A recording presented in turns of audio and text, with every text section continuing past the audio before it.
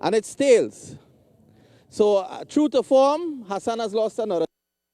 And Javed, what are you going to do? I'm sure I know what you're going to do, but tell our viewers on ESPN. I'm sure I'm ball first. And obviously because of the swing. Yep, definitely. Any changes from the semifinals? Oh, this is the same team. We're going for the same team. Well, good luck and all the best.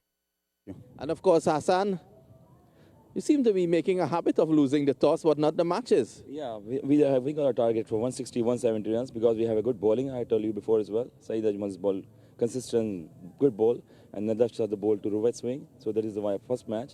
So to win here, that side, for Najwa maybe is a trouble for that team. They came in balls, and they bowl very well. And around this time during the tournament, we've noticed that the ball tends to swing a lot. How are you going to negotiate that? Yeah, because Najaf's bowled for a couple of first-class matches. He's an international bowler, so he has a good experience. Even Saeed Ajmal has got good experience. So I hopefully getting better, and they bowl from on the control, keep on line on the toes every ball. Well, good luck and all the best. Cheers, thanks very much. Well, also here with us is the chairman, Qureshi, his wife, of course. The next, Ayan Qureshi, Mohammed Makatia is here as well, Shandilia, friend. Of course, we have Zafar Shah, the tournament director. I think it will be remiss of me not to ask the chairman to say a few words. Thank you. Congrats to both of the teams who's playing. And this is going to be one of the best U.S. Open I haven't seen. And this is wonderful. The last game we seen, I was surprised. Two strong teams come to playoff and reach to the now final. And welcome to Masafi, Afghanistan team. And there is the U.S. All-Star, U.S. teams. Let's have the good games. Thank you, sir. And the Vice Chairman is here as well. Amin Makati, I would like him to say a few words as well. I'm sure that is not supporting any team in the finals tonight. Yeah, that's true. First of all, I want to thank everyone who's been part of U.S. Open 2016. We appreciate all the help from Broward County, all the volunteers, everyone who managed and helped in the tournament, ESPN for supporting us. This is the first event in the U.S. which has been televised. And I want to congratulate both teams who made the final, Al-Masafi and U.S. All-Star. Have you noticed that most of the games in the quarterfinal onward were decided in the very last over? So very exciting cricket, and some of the games were decided on the very last ball of the game. So I'm glad to see that the standard of the cricket has gone up big time, and also we appreciate all the international players gracing this tournament and giving us the support that we need, the U.S. cricket needs. So we appreciate all of you for being part of this. Thank you, and enjoy the game. Thanks a lot. Ayan likes to say it. Let's have the big shot.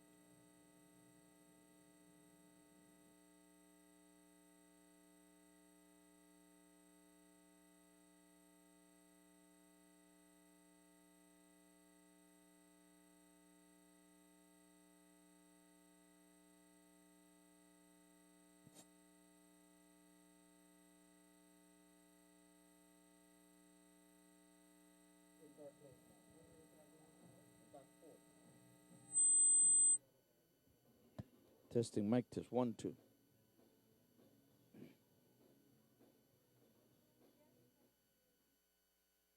Testing 1 2 testing.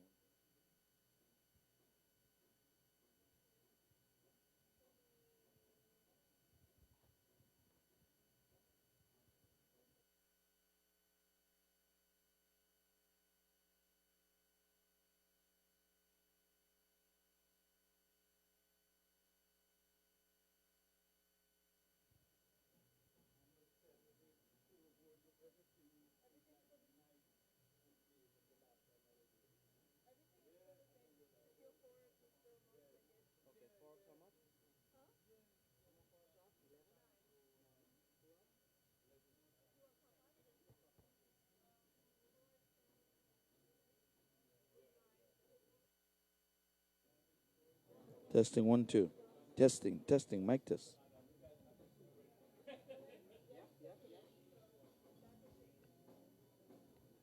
Testing. Testing 1 2, testing 1 2. Mic test 1 2, 1 2.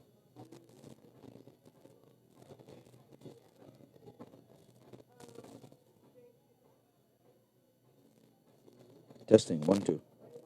Testing 1 2, testing. Mic test 1 2. Testing 1 2.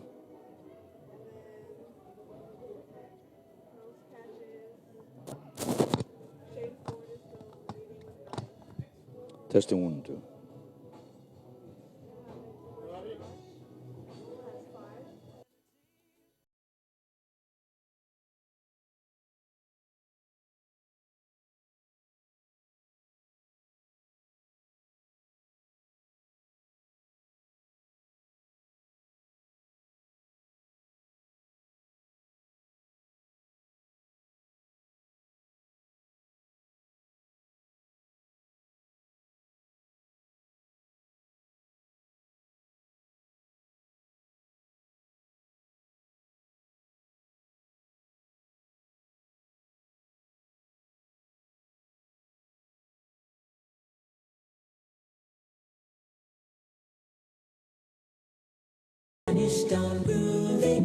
So who is going to be? Who is going to be the 2016 champion? The 2016 U.S. Open champion? Is it going to be Afghanistan? Or is it going to be the U.S. All-Stars? I just want to know. Tell me. I like Afghanistan. My money on my boys there from Afghanistan. Anybody who don't like Afghanistan, come and check me. You understand? I like Afghanistan. And I'm going to play the tune. They like this tune too bad. They said need them tune. I can't really know the music, but yeah, I'm going to play the tune. Hold on. Afghanistan, my money on. Yeah.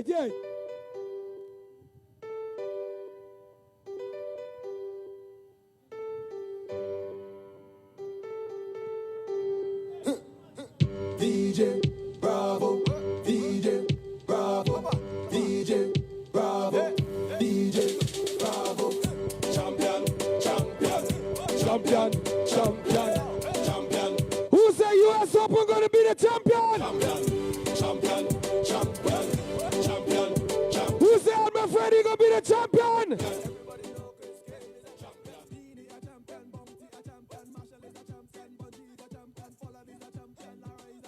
One thing I'm going to tell anybody here, whoever wins, there's a champion. Cricket is the champion in the USA. A champion Wendy, a champion Shelly, and a champion 958. Both a champion.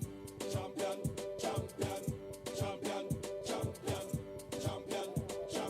Everybody knows it, Bravo, a champion. Champion.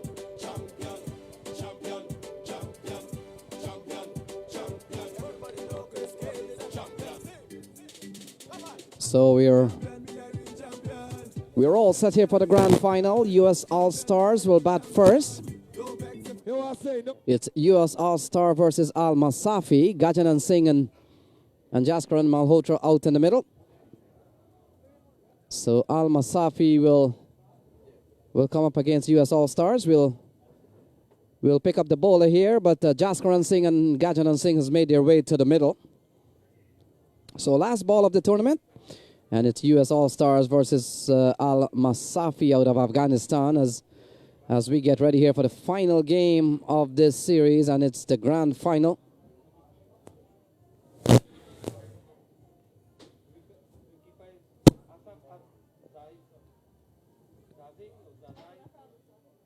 So, Audley, welcome back. The grand final, US All Stars takes on Al-Masafi.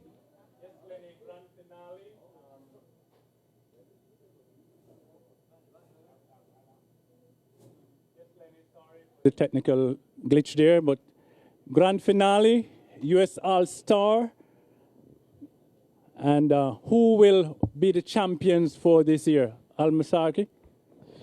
So Gajanan Singh will be the man on strike when play starts here. Aftab Alam has been given the ball, and he has been used as certainly their opening bowler during the course of this series, and he comes in here in an all-important game.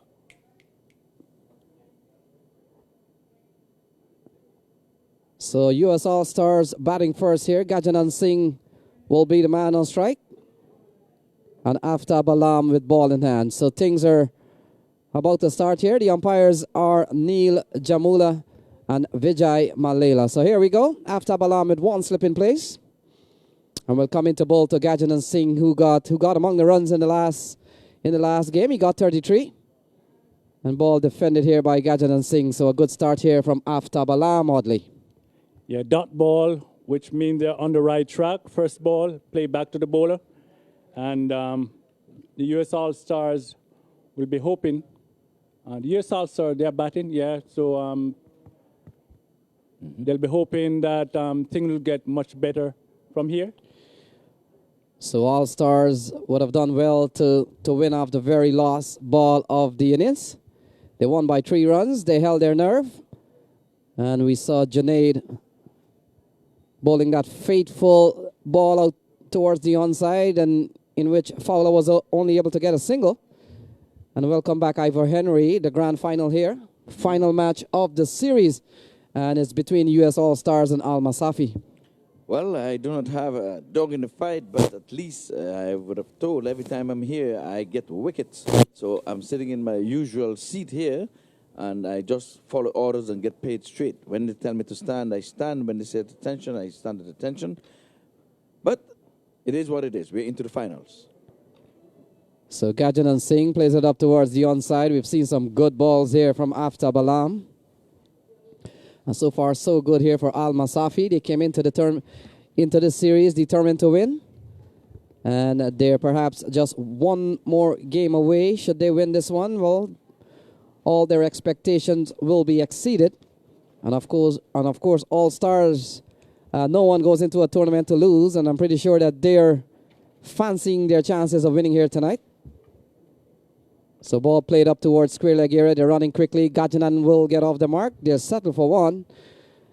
And so finally, Ivor, things are on the way here for All-Stars. They're one without loss. Yes, we began here on Thanksgiving Day, Thursday, went on into Friday, Saturday, and now we're here for the grand finale. The 2 teams that made it to the end. We started with 16 teams, now we're down to 2. And we will only have one winner. Who will it be? So Jaskaran Singh, he comes into strike. He got a first ball in the last game of the bowling of Santoki. So I'm pretty sure he will want to come good tonight. And Ivor, one of the things you will have to notice with both of these teams, they're beginning to peak at the right time. And then you look at Jaskaran Singh, he's due for a big score. Could it come tonight? Yes, well, all I can say, welcome to ESPN, and the scouts are out watching. We have the IPL, we have the Big Bash, we have the Bangladesh League, we have the CPL, we have all kind of leagues. If you want to make it big, you want to make a living playing cricket, ESPN is the place to watch. And I know the scouts who are not here, they are looking at ESPN. Come good, I'm asking you. So Jaskaran, he gets a ball outside the off stump, plays it up towards wide third man. A good bit of effort there from the Al-Masafi fielder, restricting the shot to only a single that takes Jaskaran off the mark. It's 2 for no loss in the first over. Well, good start here by the bowling team, and I'm telling you, we are going to be in for a cracker because this is a monetary game, and they're playing not only for pride, they're playing for the money. So good bowling so far here from Alam. Only 2 runs in the over, and so not a good ball. So 3 in the first over. Not good. Very good bowling here from Alam. And to get 3 runs in the power play from the first over, I think the fielding team, yes, will have done the job. But Nonetheless, there's no wickets would have fallen in that over. Early days yet, too early to call. We are hoping for a cracker. We would have seen a few 50s. We have seen 1 century in this tournament.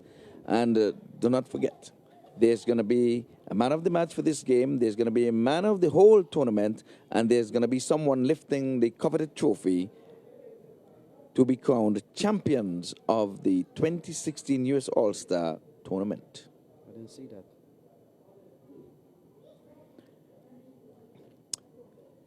So we're going to have a bowling from the southern end, from the northern end, and we'll tell you who it is. Apparently it's a free hit. We had a free hit? Oh, I missed something there. And 4 runs signaled there by the umpire. Oh, it was a free hit? All right, so they would have capitalized on the free hit, and the score goes up steadily to 8.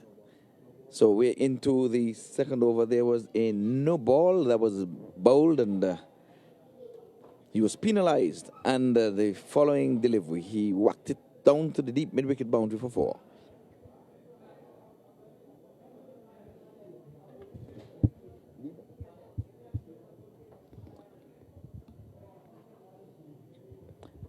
So again, for all the viewers here at the park, we're going to be welcoming you to the Central Broward Regional Park. This is the 8th year of the U.S. Open, and we are grateful for your presence here. We have seen the lives of Mark Soupbone Johnson. Good evening, sir. Former U.S. cricketer, former captain of the South Florida team. Household name in cricket in these parts, Mark Soupbone Johnson. He would have played at the highest level as well for the USA, and I can remember him facing Brett Lee over there in England. So Yamin Ahmadzai given the ball here, 8 for no loss. And Gajanan Singh remains on 2. Jaskaran is on 5. We are in the second over being bowled here by Yamin, as we certainly welcome Audley. Yes, another intriguing battle seemingly ahead here. If we can have a repeat of the semi-final, I mean, we'd be really in for a treat, big-time treat. So Gajanan Singh is on 2. He got 33 in the last game he played here not too long ago in the semi-final. And he's trying to go through the offside. Not successful. Ball going straight to the man at cover. And he remains on 2. Jaskaran Malhotra is on 5. It's 8 without loss here, Ivor. Yes, and again, I sympathize with the scorers here to my right. They've been doing it since Thursday. And what can I say? It's not an easy task. They have not been relieved. They've been going at it. And for you folks who are looking at the scoreboard, we're going to give 2 thumbs up to Paul Mott, the engineer behind all of this. So all stars having to work overtime here. Ball in the air, and it goes away to third man. A couple of bounces, and it goes away for 4. So not the intended shot. Certainly not in control is Gajanan Singh. But he gets 4. It's 12 for no loss. Well, not the intended placement on the field, but the intended result, and that is what matters. 4 to the batter, 4 to the team. US also races up into double figures now. They are on 12. So Gajanan Singh is on 6. And Ivor, the last couple of games, all stars have had to fight all the way into the last over. And as in the case of the match against Indian Lions, the match went to the last ball. So it took full 40 overs to separate Indian Lions and US All-Stars. In the end, it's All-Stars all the way, a flashing shot through the offside. And they'll come back. In fact, they'll settle for 1. Gajanan Singh goes up to 7. It's 13 without loss. Yes, lucky 13. And just want to give a special shout-out to one of the scorers. A lady's in our midst, and she's Brianna Anthony. Just want to say good evening to her parents. They are here with her younger sister. I just passed them down there in the stand. And Brianna, if they were to see what you're doing behind the scenes, I'm sure you would not have to do any household chores for 1 week. So Yamin Ahmadzai from the commentary box end, 5 in the over so far, will come into ball to Malhotra. And Malhotra gets a ball, he plays it up towards the square. They run through quite quickly, and the score goes up to 14. And Ivor, you get the feeling that Jaskaran Malhotra has had a an ordinary tournament so far, but he's got to come good at some point. A batsman as talented as Jaskaran, he cannot continue to underperform. And could it be tonight? 2 years ago, Jaskaran lit up this park, this very stadium. I had almost every match he played, and he was man of the match. I interviewed him time and time again. I almost thought we was going to sleep in the same bed. So Gajanan Singh on 7 is 14 for no loss. And he's pulling through the onside. Will only get a single, so the bowling has been tight. We haven't seen the batsman given too much liberty to play big shots. And so far we haven't seen a boundary, and it's 15 for none here, oddly. Yeah, there's one. Al-Masafi is bowled quite well. In fact, there's only one boundary off a free hit, off a no ball. In fact, there are a couple of boundaries, actually. And so it's 15 for none. Yes, good strike rate, 7.5 at the moment, just 2 overs, 15 runs. And I think that the All-Stars will be trying to build on that as they go along.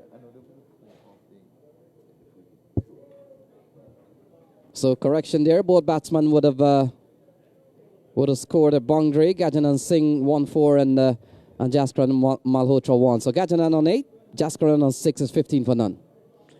Yes, so again, we are into the finals. We're down to the last 2 teams, almost last 2 standing. So alarm continues. And ball played up towards the onside. They can't score. It's 15 for none. Yes, well, dot goes into the scorebook, and at least when we think a dot goes into the scorebook and you're not keeping the scorers busy, that is not so. They've got to score that dot. And if it's one person who have to keep an eye on the game all the time, it has to be the scorers. So they would not get a break. They do not get a break. And he comes outside the off, some flashing drive, but goes straight to the man. He fumbles and allows the run. But it was good cricket all around. It was a good shot, good delivery, punch out to the extra cover region. The man knocks it down. In the meantime, the batters would have crossed for 1. The total is on sweet 16. Yes, Ivor, we're beginning to see Gajanan Singh playing a couple of fluent off drives, but going straight to fielder. Well, he's a top-class batsman, but we're watching Jaskaran. He's on 6 is 16 for none. And he gets a good ball. You've got to applaud the effort here by Al-Masafi and the Afghan team. We're in the 3rd over. 17 on the board. Not by any means a runaway score here so far, but both Jaskaran and Gajanan trying to play themselves in. Very important match. This is the final. And I just want to give a really big shout out to Chin Production, Video Production. All of the shots you're seeing back there in ESPN coming courtesy, compliments Chin Video Production. So 17 for none. Gajanan is driving well. He finds a bit of the gap. And they'll get a single. The Al-Masafi team cutting off a lot of runs here. And Jaskaran comes back into strike. He's on 7. Gajanan Singh is on 10. It's 18 without loss. And again, we just want to big up the big man, the photographer, Will Juni Hanley. And some of those pictures you're seeing on mattv.com. He's been uploading them time and time again. And there's the place to go when you want to see some of the still shots. Mr. Juni Wilmot Hanley. So Jaskaran goes up to 8. Gajanan is 10. It's 19 for none. And Juni is the man behind the camera, but the company is Carib Island Film. So projected score here is 134. We've seen the par score on this ground in this tournament has been between 150, 160. And it's 19 without loss. Gajanan Singh on 10. Oh, he works this one away. There's protection out there. Man is coming around. They look for 2. They come back quite quickly. And they throw a decent throw, but home is Gajanan Singh. He picks up a couple. He goes up to 12. Well, they had to turn the wheels on there to get home, but the wicketkeeper did the right thing. He knew there was protection backing up. He allowed the ball to go into the stump, but it did not hit the stump because from that angle, the feeling deep would have only been looking at one stump oddly. Yes. I heard you refer to the scorers. has always been occupied, unlike the guy that worked at the Domino's factory that put the dots on the domino. When they're doing double blank, he can stay home. No work. But even dot ball, the scorers still have to keep working. They had to work. That's a good one with the blanks. And oddly enough, there's nothing. You hear the cliche that he hasn't troubled the scorer. Well, I'll tell you something. When a batsman gets out here, especially if he gets caught in the stadium on a night, there's a lot of work needs to be done to find out who he is. So Jaskaran on 8. Oh, that's a big shot. Jassy goes big. He goes straight down the ground. And that's a big 6 off the bat of Jaskaran Malhotra. He goes up to 14. It's 27 without loss. That's the Jaskaran that we've come to know. As the scoreboard flashes, 6 runs. So 27 without loss. Jaskaran goes up to 14. And certainly, Ivor and Audley, I made the point. Jaskaran has had an ordinary tournament by his standard. And I wouldn't be surprised that he comes good tonight. Maybe he's pulling off a Marlon Samuels. Wait for the finals. Of course, nothing beats a performance on the grand stage in the final. And it appears that we could be in for a treat here from Jaskaran. On the other hand, the boys from Al-Masafi will be hoping that they can send him back early. And he's had a few low scores during this series. 27 for none. We are in the 4th over. And Gajanan Singh, he himself will need to push on from the 20s and 30s. He hasn't moved on from good start. And he'll be hoping that he can really push off here. If he bats long enough, he's a free-flowing batsman. And if he gets going tonight, it could be a treat here for the U.S. All-Stars. Well, he's going at a good clip. This time he's outside the off stump, playing a good shot and away from all of the fieldsmen, and he's going to be rewarded with 4 more runs. So Jassy gets another 4. He goes up to 18. It's 31 for none. He goes up to 18. Jaskaran Malhotra. Gajanan Singh is on 12. And you've got to say 31 on the board in 3.3 overs. This is a very good start here for U.S. All-Stars. Yes, indeed. Strike rate of 8.3. Healthy scoring rate. And they'll just look to capitalize on this as they go along. So 10 in the over so far from Yamin Ahmadzai. There's a big shout here. Not out says umpire Jamula. Yeah, you got some bat in that. You can hear it to the earpiece, to the microphones, the stump microphones. So it's 31 for none. Jaskaran survives a big appeal. Gajanan Singh is on 12. 18 to Jaskaran Malhotra. A U.S. All-Star made 164 in their semi-final game not too long ago. And that was a humdinger. Believe it or not, one of the best. Gajanan got 33. Jaskaran without scoring. And so far, Jaskaran has done better. Ball flicked away, running down towards fine leg. The fielder will not catch that, and it goes away for 4. We'll wait and see. In fact, leg by is the call. Team credit, they will take that any day, any minute, and twice on Sundays, and 4 times in the finals. They're trying to set a target here. There are some 31 runs on. We still have a way to go. We have 16.1 overs to go. So with that 4 leg byes, the score has gone up to 35. Jaskaran Malhotra is on 18. Gajanan Singh is on 12. And we've got 97 balls remaining. Here is Yamin. And again, down the leg side, a dive-in take, but 1 will be added to the scorecard. And an additional ball to be bowled. And just want to say good morning wherever you are in the world. If you're getting up, you're looking at ESPN, we invite you to stick and stay. Have your tea, have your coffee. And for those who are making it into the night, well, good night. How about California? So lots of crowd watching this game, and it's 36 for none. As Yamin runs in again, he's worked hard during this tournament, Yamin. Oh, that's a big shot from Jaskaran Malhotra. Picks it up well, struck it in the middle of the bat, and it goes sailing out of the CBRP Park, and that's a big shot off the bat of Jaskaran Malhotra. He goes up to 24. 42 for 2. 42 without loss. Oh, you beauty. Oh, my word. That was a good shot. A good cricket shot. You don't have to wind up to get it out of the park. I'm telling you, oddly. Yes, very good shot. That one from it leaves the bat. You know it's going to be the maximum. And speaking of California, it's just about 3:15 California time. Hello, California. Yes, Good 3:15 afternoon. California time. You can hear us loud and clear. You're having your afternoon Sunday school, maybe, at this time? So 42 on the board here. 4 overs gone. Malhotra is on 24. Gajanan Singh is on 12. And we could see our first bowling change. We'll pick up the bowler. And I think there's a helmet been called for here for the wicketkeeper. He's going to be standing up to the stump. So are we going to be seeing the first introduction of spin? Yes, we will. Our score is going to feed us that information shortly. So Ashraf gets a bowl here. He comes in at 42 without loss. We'll come into bowl to Gajanan Singh. Gajanan Singh is on 12. Jaskaran is twice as much. He's 24.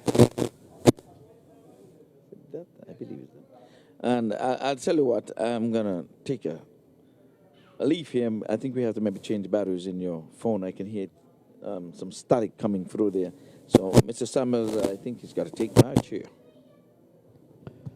So 43 without loss. Jaskaran on 24, not out. Gajanan Singh is on 13. And we've seen the introduction of Sharafuddin Ashraf, left arm leg spinner. Oh, he comes in ball to Jaskaran Malhotra. He goes straight down the ground. And it goes away for a boundary. Goes away for 4. And it's another 4 off the bat of Jaskaran Malhotra. He goes up to 28. It's 47 without loss, oddly. Very good run rate. They just continue to punish those bad balls. And at the rate of what they're going right now, the projected run score would be 218. We know it will not continue that way once the power play is off. But who knows? It's cricket. Yes, oddly. And we certainly made a point and was in total agreement that that a batsman of Jaskaran Malhotra's quality, he can continue to fail. And he has started well. He's on 29, 13 to Gajanan Singh. They've made a very good, solid start here, 48 without loss.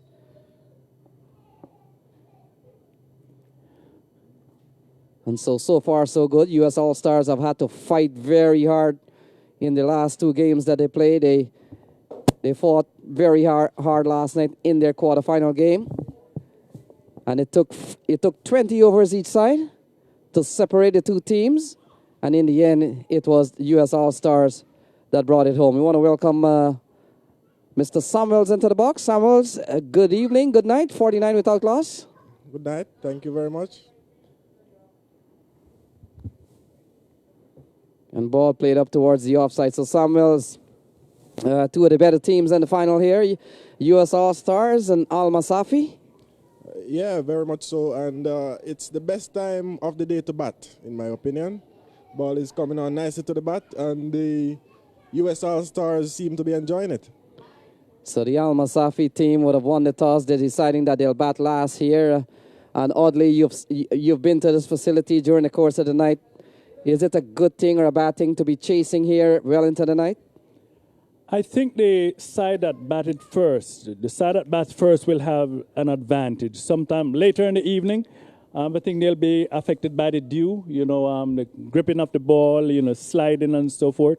So I think if I was a captain, I would be batting first. So Gulbadin Naib has been given the ball. He has had a good series.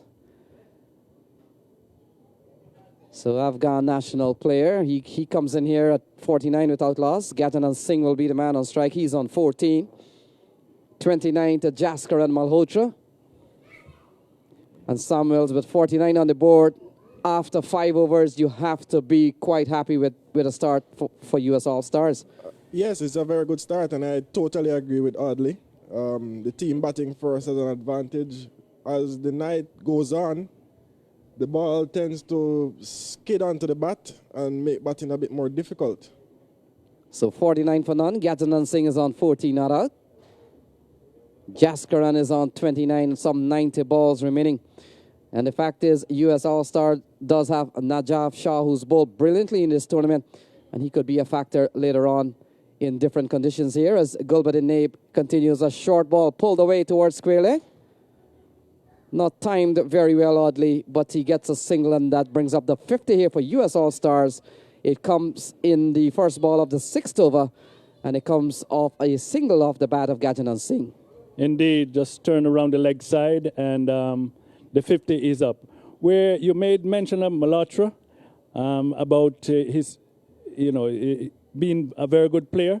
As it is said, form doesn't always last, but class does. So indeed, his class is coming to the forefront right now. So he's on 29. He's batted well from just 16 balls.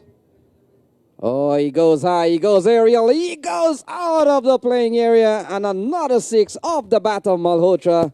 And that's a good-looking shot, Samuels. It's 56 for none. Yes, that's a lovely shot. It's really muscled over mid-off. And Malhotra seemed to be in very good touch.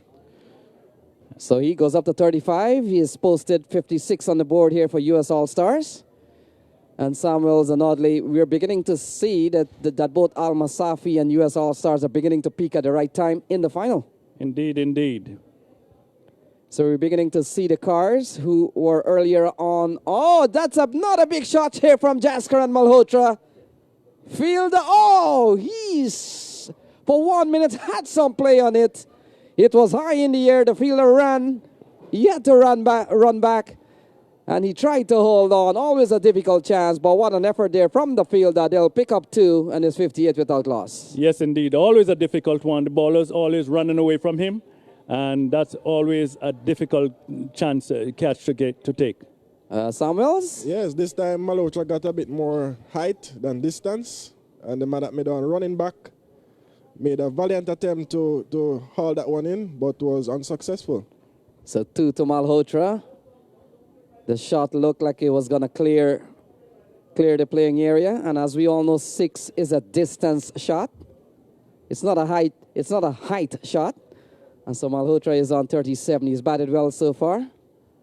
And Gulbadin Naib, he's hammered this one straight down to long off. The man comes in. He takes the catch. Malhotra falls. He falls for 37. He's 58 for 1. 58 for 1. Yeah, Malhotra probably getting a bit greedy there. Got quite a few runs off that over and really should have looked to consolidate and bring his team out of the power play without losing a wicket. So Malhotra he goes for 58.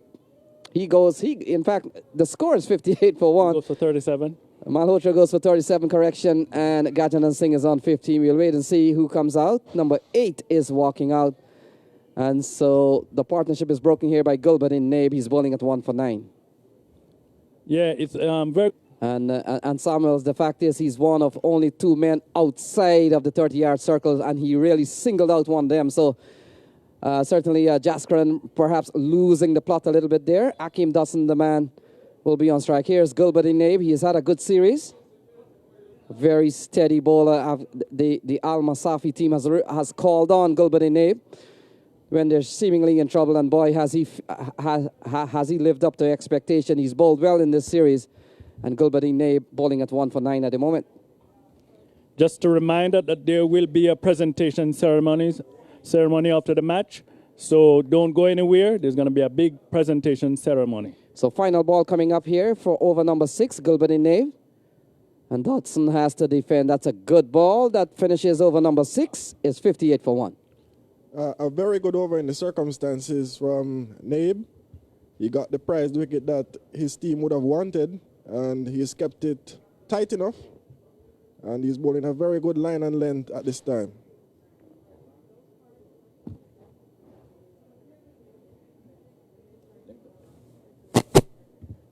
Somebody talk until when one change, no?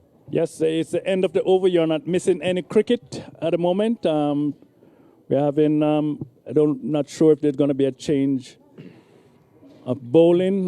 There's going to be a change in the bowling, but there's a change in the commentary.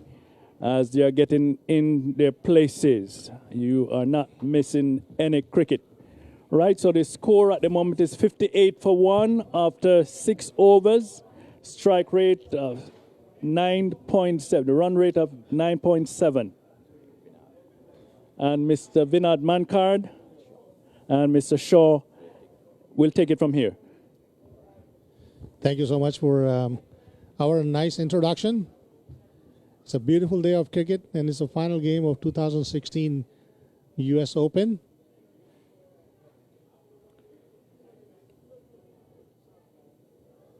Dodson. Well, that's the end of Dodson on that occasion going over the top. Or is it Gajanan Singh? Gajanan Singh, he's on his way for 15.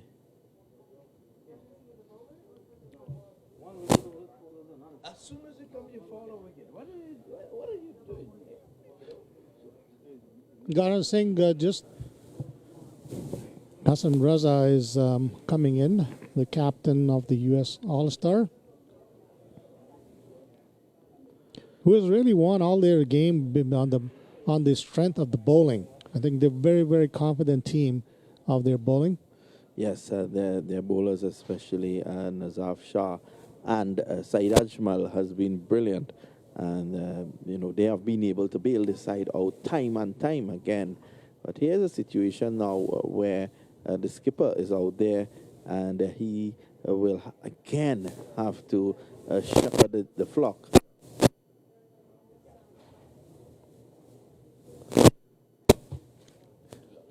Oh no. Breaking.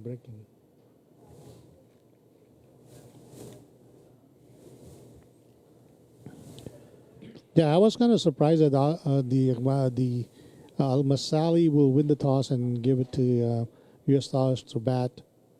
Well, I was not sharp because of the fact that around this time the ball swings beautifully, and they have a very strong bowling attack as well.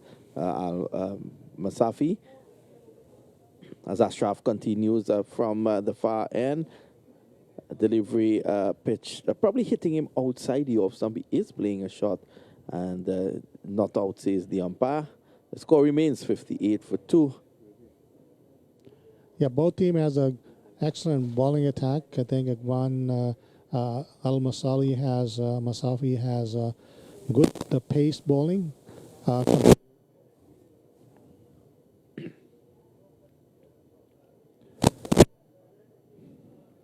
Ashraf again, he continues from the far end. Delivery coming into the batsman is equal to it. And Dodson, who has played some useful cameos for this team during this tournament, would need to come up trumps again.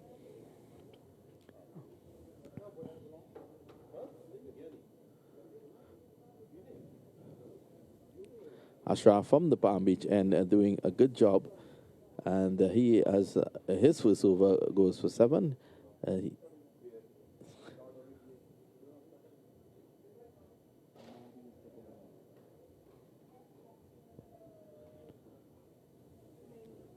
Yeah, I think Naib Gulbad and Nab is Nabi is back from the pavilion end.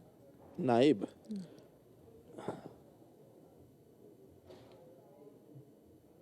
Well, but then Naib is going to take up the attack here from our end.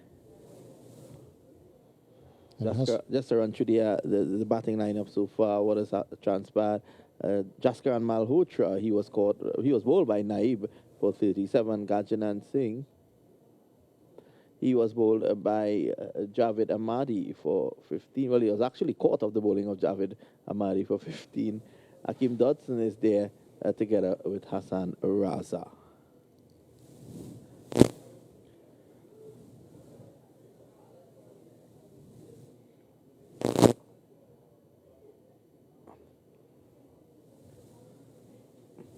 This delivery too straight from Naib, and it's tucked around the corner for a single. Takes the score now on to, I make it 59 for 2.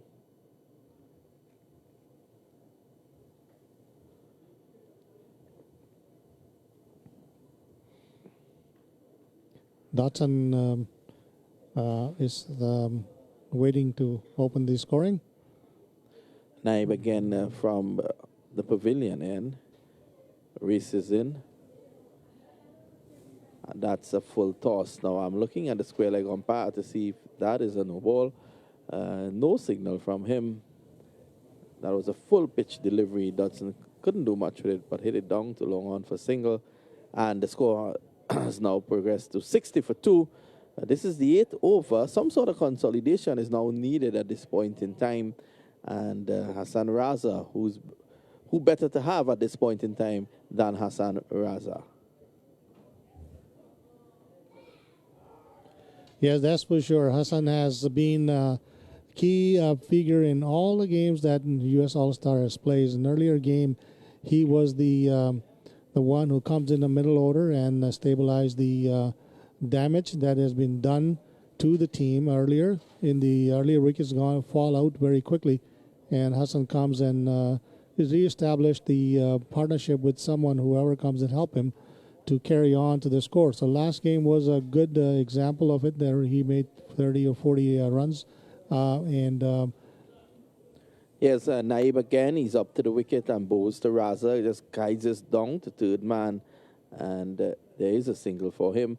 The previous delivery bounced on him. He played too early and was struck on the shoulder. He's still favoring it, and Dodson comes in to strike now.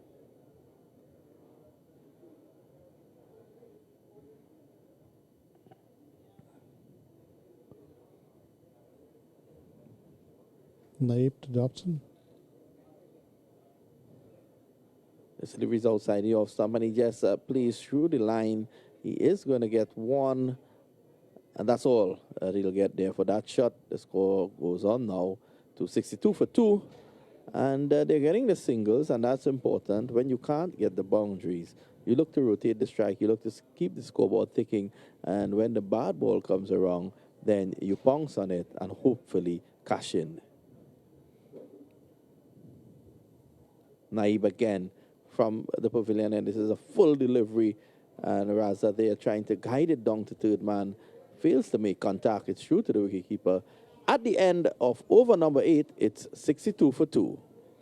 And the pitch is playing very well, although this is the 4th game of the day on the same wicket, and it is still be shiny, and the ball is still popping up for the batsman nicely, and all day long, as we see that if the bowlers are pitching bowling on the wicket to wicket and the good line and length, they are successful in getting wickets, and every time they are short and off, they get punished. So wickets, we got to give a credit to wicket creator for doing a fantastic job of preparing this pitch for this tournament. Yes, he did do a fantastic job, I must add. Everyone has been full of praise for the strip that Budu has prepared, and he continues to do a good job here. Just 2 strips used for this tournament.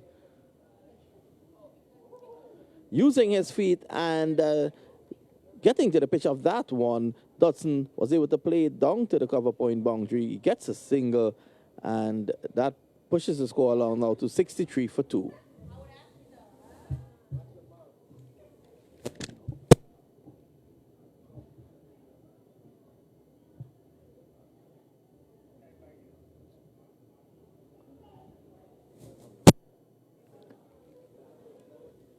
For 2 as Javed Ahmadi, the captain of the Afghan team, the captain of the Al-Masafi team, continues from the Palm Beach end, and this delivery is pushed away down by Raza, down to long on. A very calm and collected approach taken by Raza, as he normally does. Very, very experienced in this format as well. This time Dodson goes back and pulls this away down to long on. Lovely bit of fielding down there. And the fieldsman rifles the return in just a single. Raza comes back into strike. A huge role he has here again tonight. This is the finals. And, of course, it's a pressure situation. And he is one who can soak up that pressure and get his team through this period. Raza again just milks this one around the corner and another single in the offering. So he's keeping the scoreboard ticking, Shah, and that's so important. Yes, very important. As we saw last game, the Al-Masafi did the same, applied the same strategy and taking singles and doubles, and Houston really didn't realize that they're doing that, and at the end, they come through. 66 for 2. This is a flatter delivery here from Amadi, and it's worked away down to long on for a single. Dodson taking a cue from his skipper, looking for the single all the time, whilst the boundaries are not coming. And we're seeing a wonderful gathering of some very special vehicles on the western side of the ground. I guess those who would have been involved in the car show, they've decided to come across and take in the finals. Also, in the stands right next to the pavilion, we have a good crowd there as well. It's good to see the crowd coming out to support the U.S. Open. Yes, definitely. It's been 4 days of cricket here, and it has been a very exciting matches all 4 days that has been happening. Players and the spectators have enjoyed the cricket, and this is the final day of it. And as a tournament manager, this is the dream, that vision that I have, that is the last day of the cricket will be much more exciting and enjoyable for the spectator in all 4 games so far. The past 3 games have been the exciting games, and 2 of them are nail-biter. Well, Ashraf is going to take up the attack from the pavilion end now. He has so far bowled 1 over none for 7. Left arm orthodox, spares that into the pads of Dodson, and he's able to work it away for a single. Just biding their time, getting the singles. They fully well know that the bad ball will come along. Yes. I think both teams are playing along their game plan and trying to implement that, and it's perhaps working for both teams.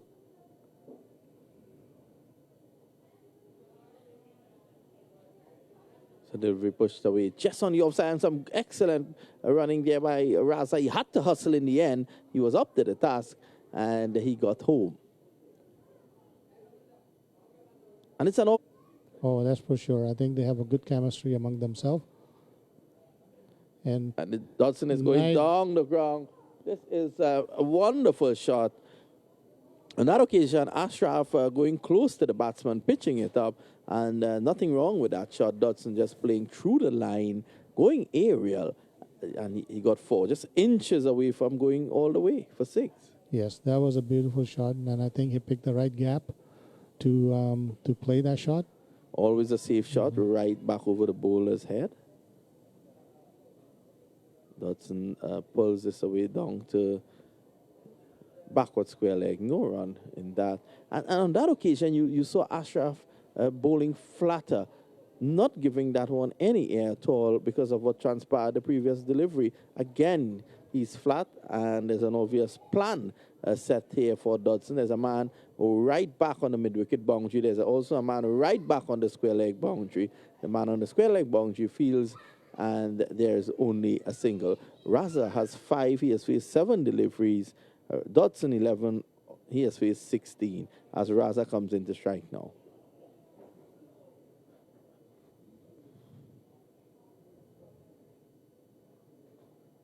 He drives down to long off. No fuss. Another single goes into the book.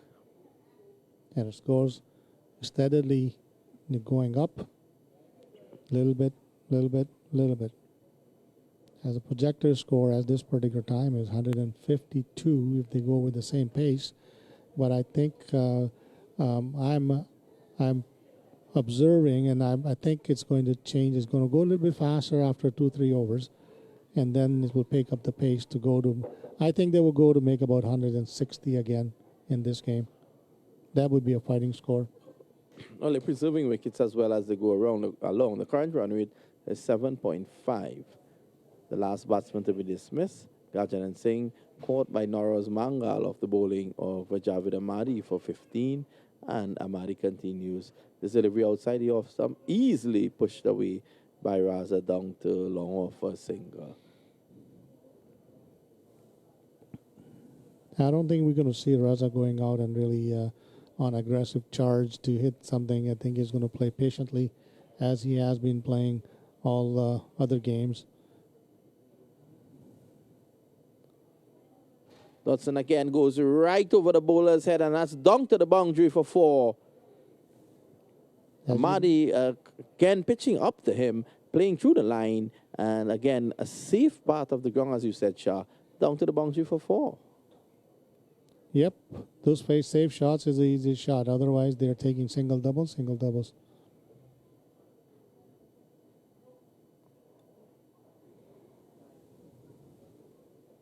Amadi again. This is a better delivery.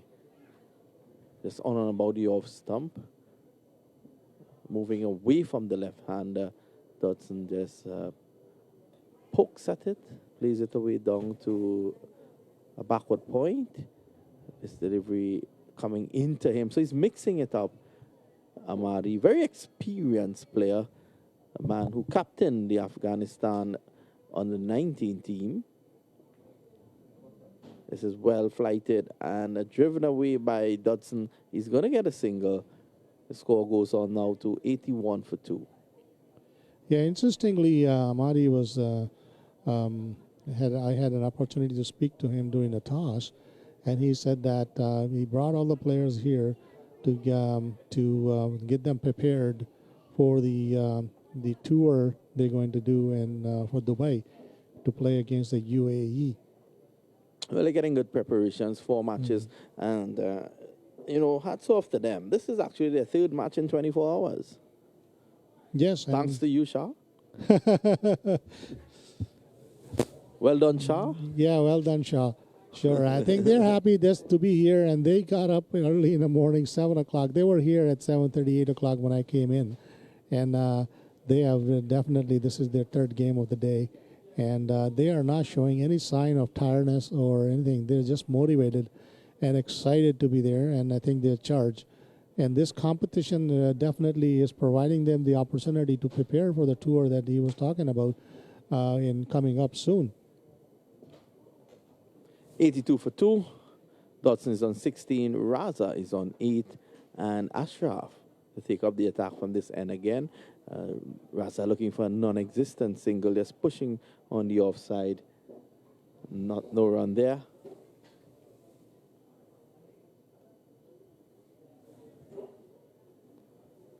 This one again just pushes away, taking the pace off the ball, so the ball not reaching the fieldsman quickly, and he's able to get a single. As we expected yesterday, the ball was swinging quite a bit in early pace bowling. Though I was not here, I'm not here, but I don't see much of a spin turn.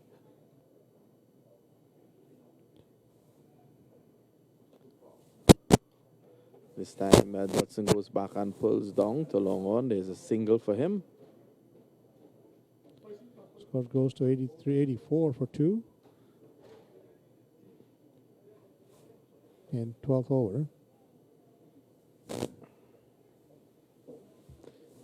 Dodson 17 of 22 deliveries. It's a strike rate of 77.3. Raza looking again for a single. It's not there. That was a good delivery right in the middle of the wicket. Where this is Ashraf again, and his pet shot, he pulls it out of the closet, and it goes into the boundary for 4. Hassan Raza has really mastered that shot, that sweep shot, and slog sweep at times. We saw that a number of times in this tournament. And there he was again, playing a similar shot and down to the boundary for 4. The man at the mid-wicket boundary is very square, so he was able to get that away from him. Yes, that's his pattern shot.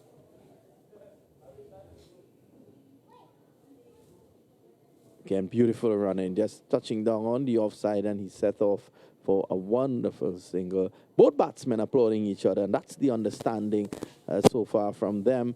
They have so far put together 31 runs for this third wicket partnership, and they've stabilized the innings after the loss of 2 quick wickets. Yes, definitely. And I call them trust me, trust you. You know, the trust between two guys that they are making runs at ease and stealing the singles.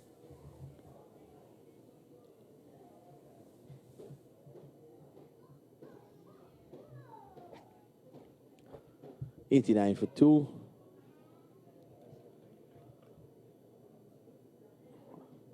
Well flighted by Ahmadi, and Raza not looking to play that with any sort of power, just getting it into the gap. Such an experienced man. He has 15 of 16 deliveries. Dodson has 17 of 22. He scores 90 for 2. This is the 13th over.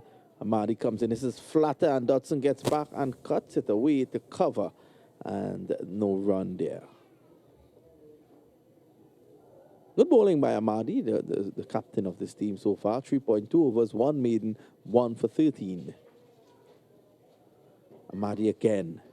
Outside the off stump, and this time this is tugged on the onside by Dodson. He's going to get a single.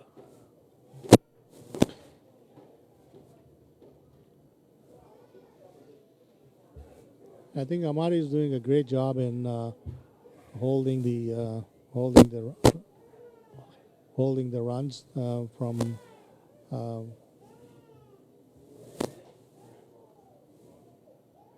single down to a long on there by Raza as he goes on the 16. He's in such control without taking unnecessary risks because he wants to keep wickets for an onslaught, an expected onslaught towards the end of the innings. Ahmadi again, well-flighted delivery, backing away to give himself some room was Dodson, and it is another wonderful shot down the ground for 4. He has gotten 3 boundaries straight down the ground. This time, just creating the room that was not given to him by the bowler, and he was able to squat that away really down the ground for 4. He has now moved on to 22, and Dodson has been an integral part of the U.S. All-Stars setup. Ahmadi comes in, flatter deliveries, almost medium pace, and this is played away down to a wide mid-on for a single. Takes the score along now to 98. Yeah, Dodson definitely is the key part of this team. Come down at 1 down, and plays a decent role in reestablishing the inning with Hassan. Early in the tournament, he was used the middle order, but he wasn't very successful in delivering many runs. If they could get up there around 165, 175, we could have quite a match on our hands here. The tall Ashraf bowls delivery outside the off stump, and the fieldsman dropping it, and to add insult to injury, it has gone for 4. A delivery pitched up outside the off stump. Dodson going airborne. He went down to long off. The fieldsman there spilled the catch. It rolled over the ropes, and it has brought up the 100. It's now 101 for 2. And there's a message on the big scoreboard here that says, keep your eyes on the ball. Very timely. Flighting it again, looking for a similar result. This time the line is all wrong, and that's a wide.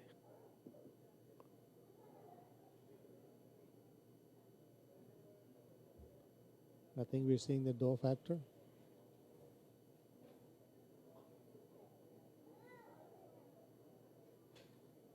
Ashraf comes in, and I think he's going to give it another attempt. This time, he has taken the catch. These professional players from Afghanistan, they are not going to make the same mistake all the time. Again, Dodson going aerial. The fieldsman this time had to make a lot more ground than he did the last time. He got there, settled, and took a nice catch. That's the end of Dodson for 27 of 27 deliveries, 100 run strike rate, 100 strike rate, and a wicket there to Ashraf. his first wicket, 102 for 3. Dotson would have done his job there in partnership with his captain. Yes, he definitely rescued the team from the trouble when he came in, and Hassan, as usual, playing captain's role to stay there, and I think Delara is going into bat, I believe. Yeah, Delara. This is flighted, and Raza pushes it away down to long for a single.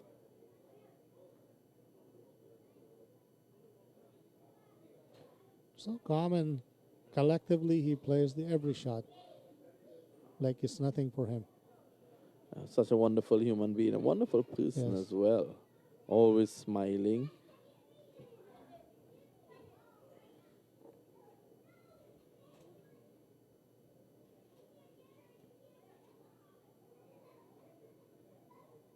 Delara play right back to the Ashraf. Lokaheti is there. He's going to take a strike for the first time. And Ashraf bows him. He places the way down to backward point. No run there. 103 for 3. They're building up to a launch. I think at this stage they'll be looking to go all hell for leather around the 17th over. Ashraf again. This time Lokaheti hits this very hard indeed. He struck that so hard he might have contemplated not even going for a single because it reached the fieldsman in no time. And this is over. I think it's a very economical over. Fine. 4 overs, no made in, 1 for 29. Well, at the end of 14, it's 104 for 3. Hassan Raza is on 17. Delhara Lokaheti is on 1.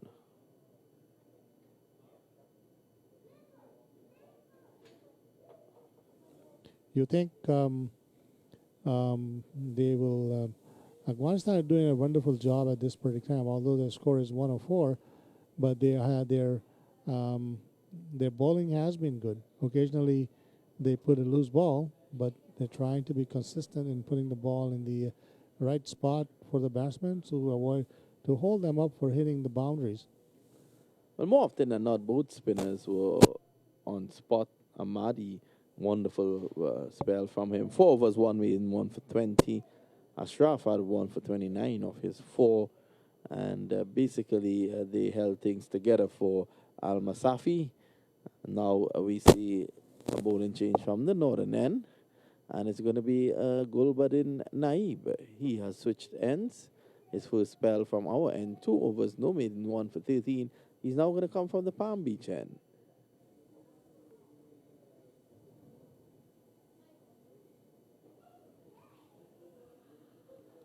Nabi has also had represented Afghanistan in the international scene.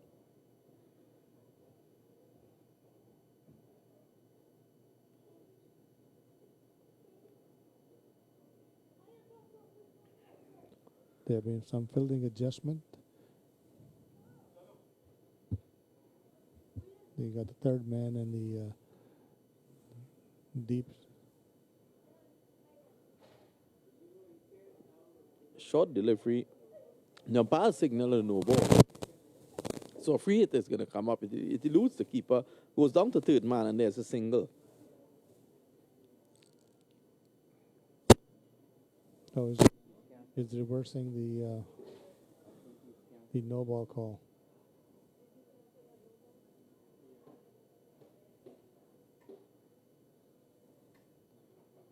But why is he cancelling a no ball? On what grounds he's cancelling the no ball? I can understand Raza's frustration about it. Yeah, but I think umpire must have given him a good reason, and he's back in the game. What could be the possible reason, Shah?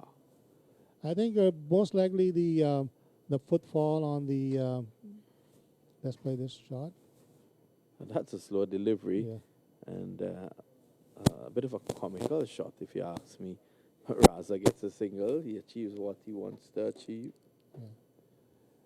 The possible cause would be the back foot hitting the crease, and that could be a no ball, and umpire must have doubt that it happened. and that possibly I don't think umpire is going to revoke the front Well, foot. I've been front ball. informed that it was for the field restriction, so probably the square leg umpire must have cleared it up with him. This is Dilhara Lukahete going over mid-off and down to the boundary for 4. That delivery pitched up, and the big man just playing through the line over mid-off down to the boundary for 4. He goes on to 6. It's 110 for 3.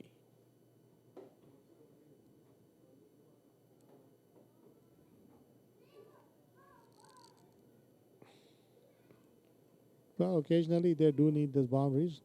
More regularly will be better.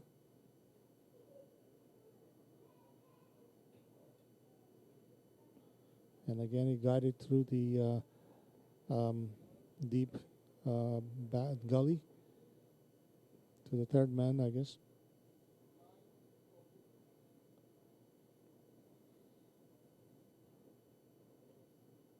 And they were made a single, 1-1-1 for 3. Well, that's called Nelson. Some people are very superstitious about that score. This is Gulbadin Naib again, and Raza, for the umpteenth time tonight, just plays it away for a single. I think I should go and check the scorebook to see that in the 3 games how many singles he have. And I'm sure that Maitland and his very capable Yes. assistant will give us that information pretty soon. Or if not, Lenny will bring it for us. And Lenny has. Nice shot through the cover from Luke, from Dilara, and then there's a single. End of the over, and before Lenny comes back, it's now 113 for 3. Raza is on 19, of which 15 has been singles, and he did strike 1-4.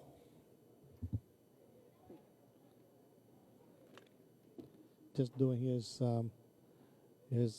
captain responsibility and staying on the wicket, taking.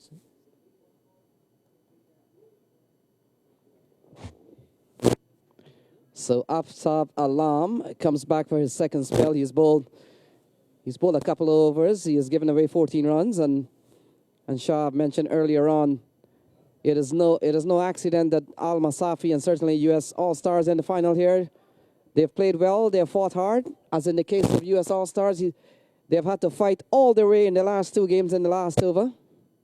Yes.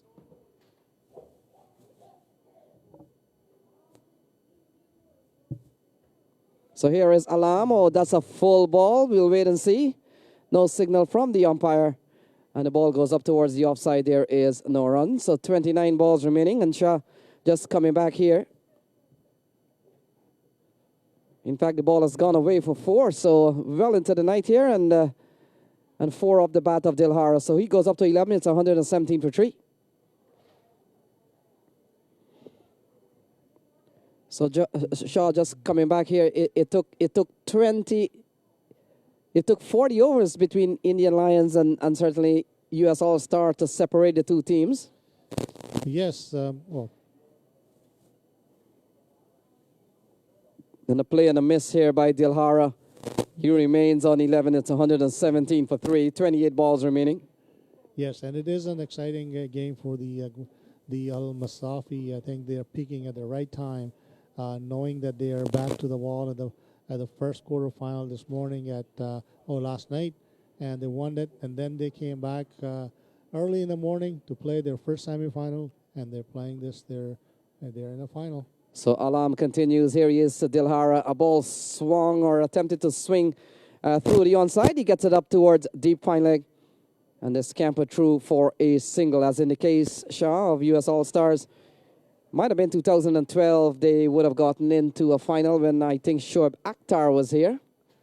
Yes, unfortunately, I was not here. And of course, Al-Masafi making their debut in the tournament, and what a debut for them in the first U.S. Open. They're into the last 2. Yes, and then in the they call when you give them a second opportunity, they usually you capitalize on it, and this is what they got, second opportunity. So they've been really a composed team. Ball played up towards the offside. They're running quickly, and And we look here at Hassan Raza. Certainly he has been the backbone of the U.S. All-Stars team. He has come up with very good scores.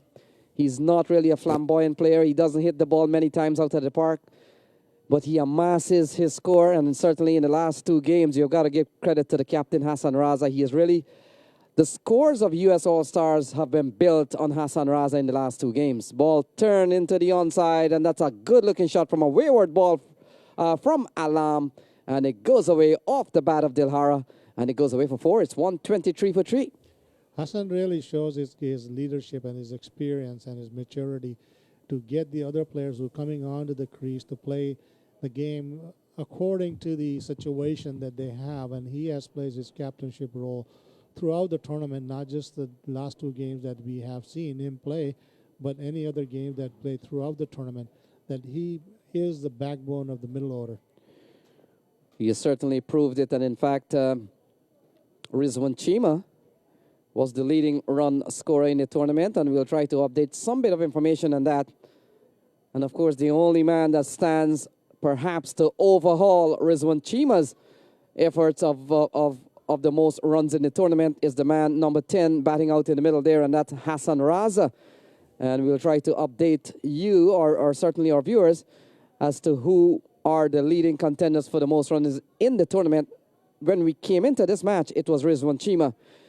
The fact is, Hassan Raza is still alive, and with 20 more runs or so, I'm pretty sure we'll update you on his figures in this tournament. So if by chance he becomes the leading run scorer of the tournament, it is no wonder he has put together some very, very solid innings in the last 3 games. Yes, definitely. He before the game, the finals started, he was 41 runs behind the Chima for the scoring title, but he has already halfway through to catching up to him. So yes, Sean, while I was hoping to get the information from our scorers, you provided it, so thank you very much. That's 125 for 3, 24 balls remaining. And the way certainly Hassan Raza has worked for his runs, we haven't seen him go big across the rope and certainly not over the ropes. But he has carefully put the innings together. That's a good-looking shot towards backward point. Fielder comes around there, come back for 2. And 2 runs in the end. Well run, it's 127 for 3. Hassan's style of playing is kind of, like he plays with so ease that there's no pressure on him to perform at any stage of the game. So we've got 23 balls remaining. It's 127 for 3. Raza is on 22. We've seen a useful partnership here between Dilhara and Hassan Raza, yielding 25 runs. And of course, Hassan Raza has really held this team together. He's the glue that has certainly held the U.S. All-Stars batting order together. It's not only a batting order together. I think he's holding the whole team together. As you see in the field, that how he manages everyone to do that, and everybody seems to be very, very, trustworthy and showing their commitment to him. And he's just leading the pack whenever opportunity he gets in the batting and in the fielding. Yes, Sean, it is no wonder that he's still playing cricket.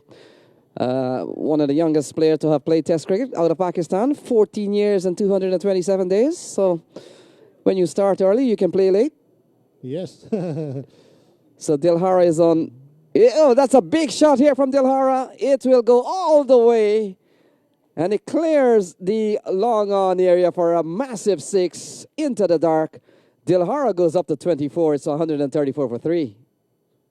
Yeah, that's that score, and I think I said that earlier that I'm expecting them to put up good, decent number of 170 plus, and projected is 162, but I think they're going to go to 170 plus. So cars from the car show have now surrounded the ground. I'm not too sure. I'm not too sure, Shah, if they do have good protection for glass. Well, I'm more worried about the glass can be replaced, but there's a dent. I think there's a bigger damage. No, most of these cars are full covered, so I'm pretty sure they'll have to call Progressive, Geico, State Farm. Yeah, I hope they have a baseball gloves to catch the ball when it goes there. Well, here is a plug for State Farm. This is Jake from State Farm. You can come over here to CBRP. You might be writing some policy here. Yeah, right on the spot. So 20 balls remaining. Here is Yamin. And ball guided away. Oh, that's a lovely looking shot from Hassan Raza. Across his third man. And he's beginning to bat even more freely here. It's 139 for 3. Hassan Raza has gone up to 27. Another big score here for him. Definitely, it is just not a difficult shot for him. It just looked like his common shot for him, but his pattern shot is a sweep to the square leg. So he is on 27. Delhara is on 26. It's 139 for 3. Yamin, 14 runs in the over so far, so not a good one here for Al-Masafi.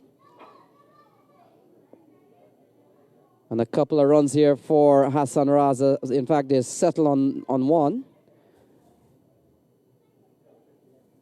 And so that closes off over number 17. It's 140 for 3, Zafar. Yes, 140 for 3 after 17. 3 more overs to go.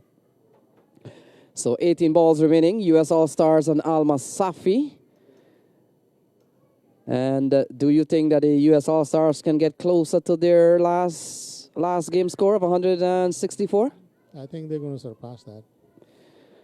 So 18 balls remaining. It appears Gulbadin Naib. We'll wait and see. In fact, it appears to be Gulbadin Naib, but we'll confirm with our scorer. We get a nod of the head. Yeah. And so he will come in here. 18 balls remaining. U.S. All-Stars, they're batting first. Having been sent in, they're 140 for 3 with Hassan Raza on 28 not out. And Dilhara on 25, a partnership of 38. And so with 18 balls remaining, it's 140 for 3. This is a very quick 38 partnership because they just came in soon and with no time, the scores rack up to 140. So Gulbadin Naib, he comes in here, 3 overs, no men, 1 for 22. So not bad bowling figures. And he comes in here to bowl to Hassan Raza. Raza gets a slower ball, full toss, plays it up the short backward square. He gets another single. And Shaw, you've got to understand the importance of singles when you look at Hassan Raza's 29. There's only 3 fours in that, and most of them after that is singles. So singles do add up even in T20 matches. Oh, definitely. I think my good friend Javed Miadad is his coaching strategy is that whenever you get a possible, whenever it's possible, you don't miss singles and doubles because they are the bread and butter to win the score. Help you win the game. So 17 balls remaining. Gulbadin Naib, ball stroked out towards long on. And an easy single there off the bat of Dilhara takes him up to 26. And of course, while we have extolled the virtue of good batting here from Raza, Dilhara is playing a good hand. He's on 26, and he's the man who has who perhaps have a more explosive tap than Hassan Raza. He is supported well, and we've seen a good partnership of 40 so far. Oh, definitely. So another single here for Hassan Raza. He looks quite composed and he's quite content, first of all, to bat out all 20 overs and then to amass whatever comes on the turf. He's batted well. He's on 30 and the partnership has gone up to 41. Yeah, I think Dilhara has been good when he came onto the pitch to play. And he cut it down to the deep third man for 4. So 4 runs off the bat of Dilhara. He goes up to 30. And score goes up to 147 for 3. 14 balls remaining. Dilhara is on 13. Hassan Raza is on 30. In fact, Dilhara is on 27. Raza is on 30. It's 143 for 3.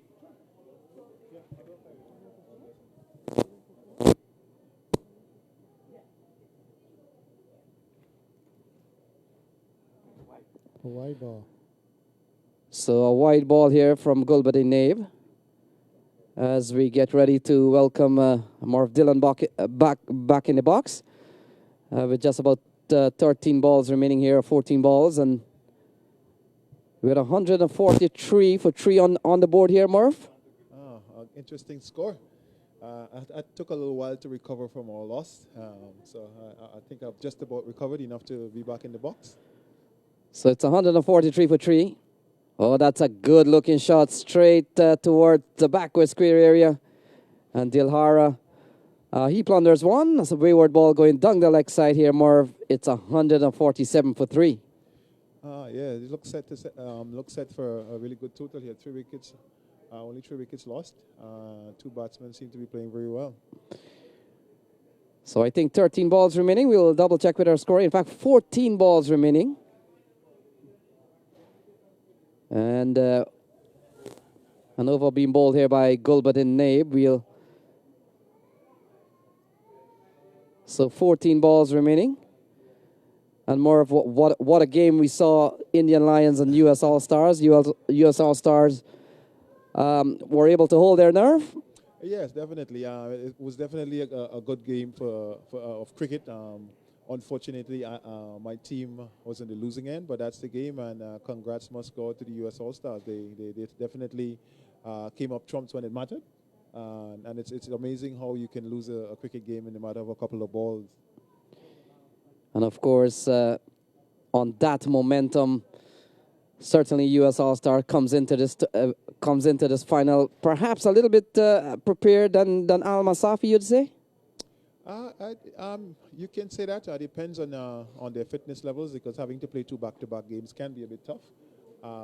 But I'm sure a lot of them, the guys, will be up for it. It's a final, and the adrenaline will be pumping. So I think they will think about being tired and all the niggles they might have after the game. So, and a victory will obviously, distill all of that. So certainly this Afghan team has shown great commitment. You've got to say this one is pulled away towards square leg. They'll only get a single. And perhaps we've seen good example of a disciplined unit from the Al-Masafi boys. Yeah, I was very impressed with their batting. So US All-Stars would probably want to, put a few runs on the board here just to take it away from them, because they do seem to be a very good batting unit, very positive, and some good stroke players in there. So US All-Stars would probably want to get up to about 170 or so. So it's 154 for 3, 12 balls remaining here. It appears Yamin Ahmadzai will bowl the second to last over. And we'll come into bowl to Dilhara. Dilhara is on 36. We've seen a good partnership here of 52 between this pair. And more of you've seen Hassan Raza. He has played against the Indian Lions, and sometimes we overlook how singles can contribute to a T20 match. Very, very vital, because more often than not you find games come down to a loss between 15 and 20 runs, and when you look at the singles, more, you have, this is the amount you would have, and that's why we talk so much about rotating the strike and not, putting too much attention on the boundaries, because they will come if you're capable. So it's very vital to keep rotating the strike, which obviously adds to your total, which is something that we had an issue with my team, the Western East cricket team. We have a lot of boundary hitters, and I think once they add that to their repertoire in terms of being able to turn over the strike, virtually unstoppable team. Yes, Marv, and this ground being a very big ground, big gaps, so there's no need why you shouldn't be able to score quite fluently from many balls, pick up 2s, pick up 1s while the boundaries are not coming. And we've seen Hassan Raza play to great advantage, and he continues to pile on total here. He's 30 not out, and only 3 4s in that 30, so he has batted extremely well.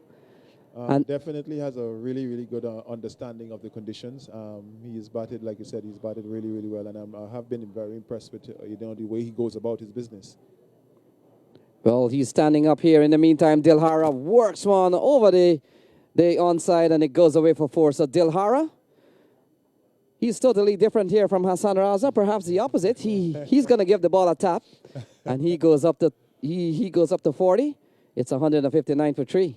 Yeah, well, it's happy hour now. It's the end of the inning, so I'm sure they will be trying to maximize. And as I said, 170 plus would definitely give the Afghan team, something to look at and hopefully challenge them in a big way. So Dilhara on strike, Yamin. Oh, a play and a miss, a slower ball, and Merv, how effective has the slower ball been in today's cricket? Definitely. I mean, when you look at people like Wayne Bravo, Santoki, who are absolute superb exponents of the slow ball, looking at it on this pitch, though, it didn't seem to work very well because somehow the ball seemed to slide on a bit because it's been such a good wicket.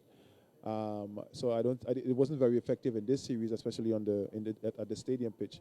But it's definitely something that we've seen. A lot of batsmen look very silly, when they're deceived by the slow ball. So 160 for 3, a projected score of 174, a score that could resemble the Indian Lions clash earlier on. And ball played up towards the offside. He'll go through for 1. So Hassan Raza on 30 not out. He has certainly built a good partnership here of 59 when of course the likes of Gajanan Singh, Hakeem Dotson, more flamboyant players were back in the hut. It's the likes of Hassan Raza and Dilhara to some extent to pose a partnership of 59. Yeah, I mean, 160, when we looked at the score after the first innings in our game, I definitely would have taken 164 on that pitch any day. When you look at the batting lineup the Indian Lions possessed, unfortunately, we didn't play anywhere as close to our potential in terms of our batting lineup, and as a result, the US All-Stars came out on top. Congrats must go out to them. So 165 for 3. Dilhara turned 1 into the onside. He goes up to 41. Raza is on 34. And we've got 6 balls remaining. 165 for 3. I'm definitely looking to maximize on this over. And as I said, anything above 170, 175 is definitely a fight in total.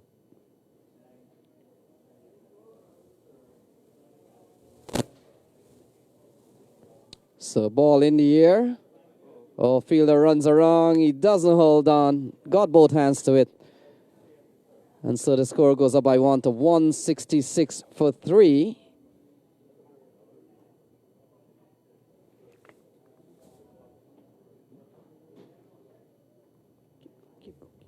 Yeah, I mean, when you look at the US All-Stars, they have in their lineup the 2 bowlers that I thought were the pick of the bowlers against us in Shaw and our spinner. They bowled really, really well, and they basically took the match.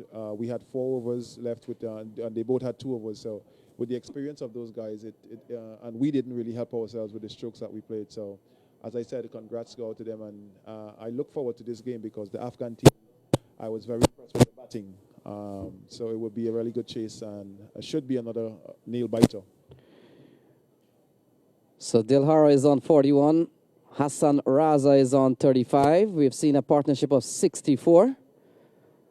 And final 6 balls coming up here. And Merv coming into this game, Rizwan Chima was the leading run scorer in this tournament. And we have got some good news here for Hassan Raza.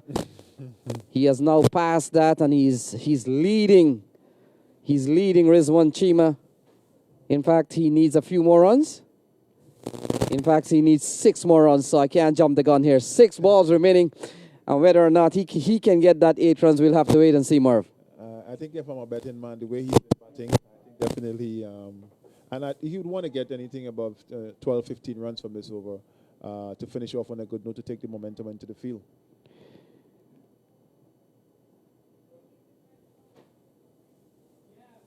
So Alam is the bowler. Ball eludes the keeper, goes up to fine leg. They run through for 1. And that has taken the score up to 167 for 3. 5 balls remaining. We're into the 20. Exactly. So right now I can say there's a couple people in the ground, and there are several hundreds here. Yeah, definitely. You certainly can. And another word that Caribbean people use, of course, we say plenty.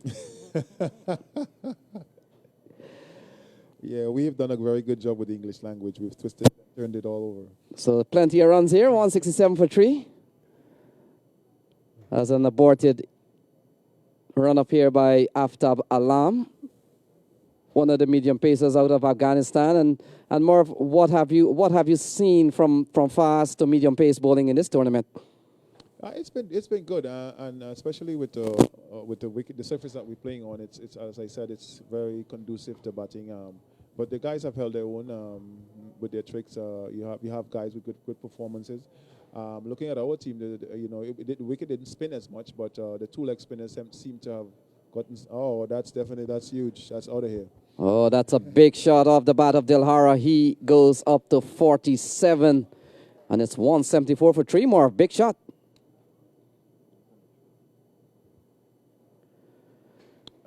Yeah, definitely. It was a short ball, very placid surface, so he was asking for it. I don't think he has that pace to really trouble anyone. So he probably want to be looking to bowl a little fuller, especially in this stage of the innings. Short on this pitch is, basically a free hit. So 4 balls remaining. It's 173 for 3. This is a very good score here, and certainly they will have to contend with Najaf Shaw. You had a look at him, and with the conditions here, left arm swinging the ball, it could be a factor here. Yeah, he's been very effective with his Yorkers, which have been very consistent. Oh, this is another big shot. Definitely, as my friend Danny Morrison always says, that's one out of here. That one had some wings on it. So Dilhara, he gets a 50 here. It's 179 for 3. Amazing innings, exactly what the captain would have ordered. His strike rate. His strike rate, we'll pick that up from the scorer, but he has scored a 50 here.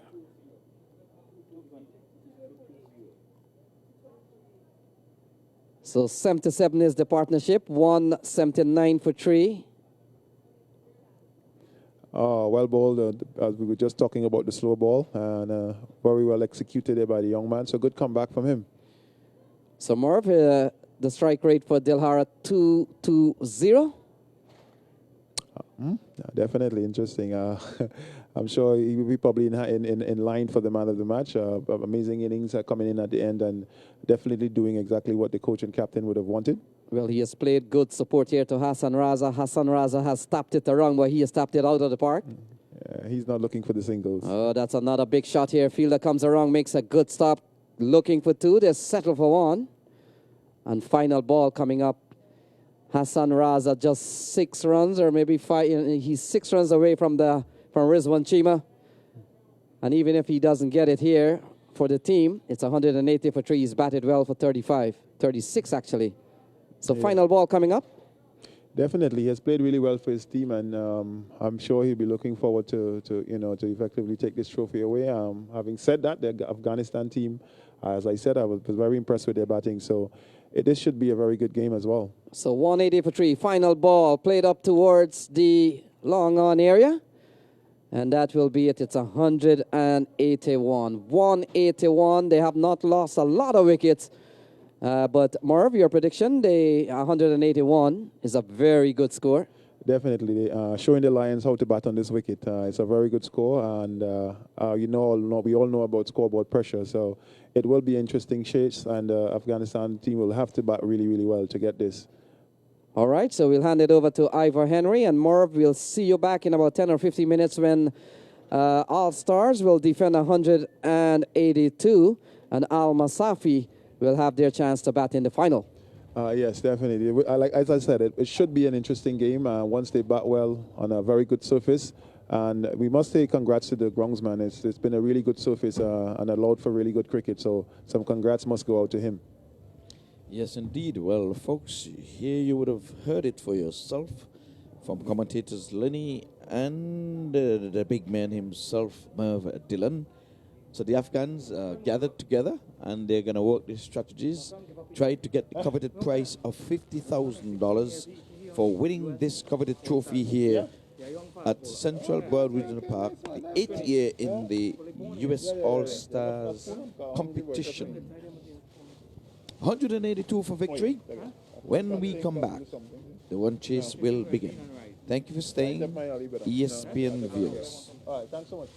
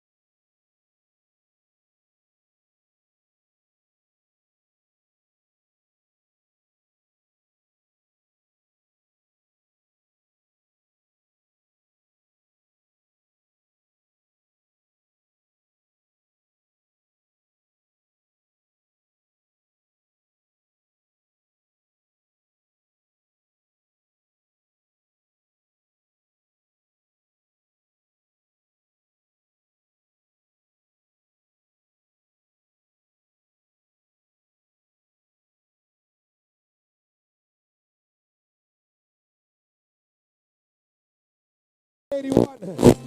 Do you think the guys from Afghanistan can do this?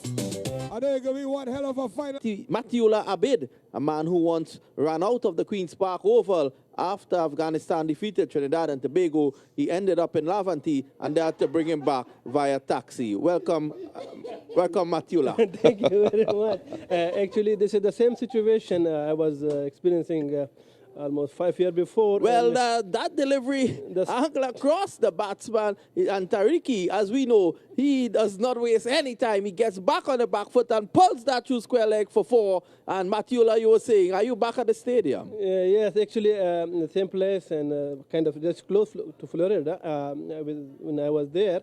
So let's see if we can repeat the history. Al-Masafi is the debut in U.S. cricket here. And let's see, can they make a history and coming here and taking the trophy back to Kabul? Yes, definitely. And, you know, it'll be so wonderful. I don't know, but if the crowd support would lend to that, as we have Lenny. What we're going to do is a three-way commentary here this evening. Lenny's with us. And Tariki, good running, taking a page out of the book of Hassan Raza. And he's going to come back for 2 after 2 deliveries. It's 6 without loss. And I welcome Lenny. Yes, Vinod, and my good friend there, my good Afghan friend. So we've seen a good start here from Tariq Kai. He's gone up to 6. He's played a couple of good shots. Najaf Shah has had a good series here, Vinod. And the battle is on. Al-Masafi versus U.S. All-Stars. Yes, and the big man, who is, I think, a joint highest wicket taker. He comes in now, delivery outside the off-sun, angle away.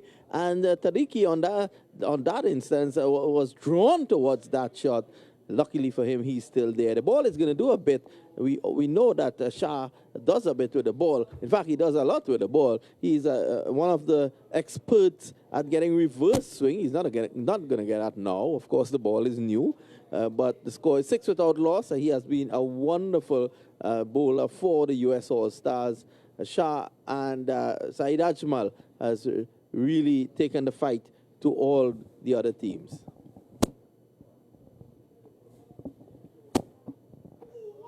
And he's all caught behind a delivery, angle across Tariki. He followed it, and Shah is now the leading wicket taker in the tournament. That was a beautiful delivery there, Lenny. Yes, certainly, yes, Vinod. And Jaskaran Malhotra does the rest. And what a brilliant piece of bowling here from Najaf Shah. A typical left-hander dismissal very early in the innings. Angling the ball across the right-hander. The right-hander is forced to play because the ball is very close to him.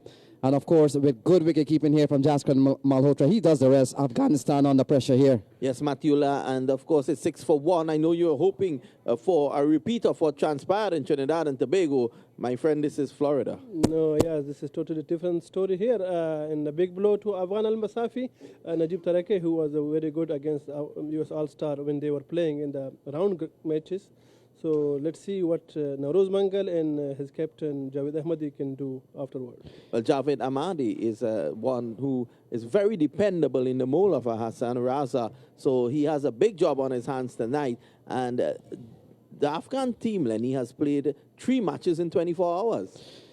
Yes, Vinod, but for Mangal.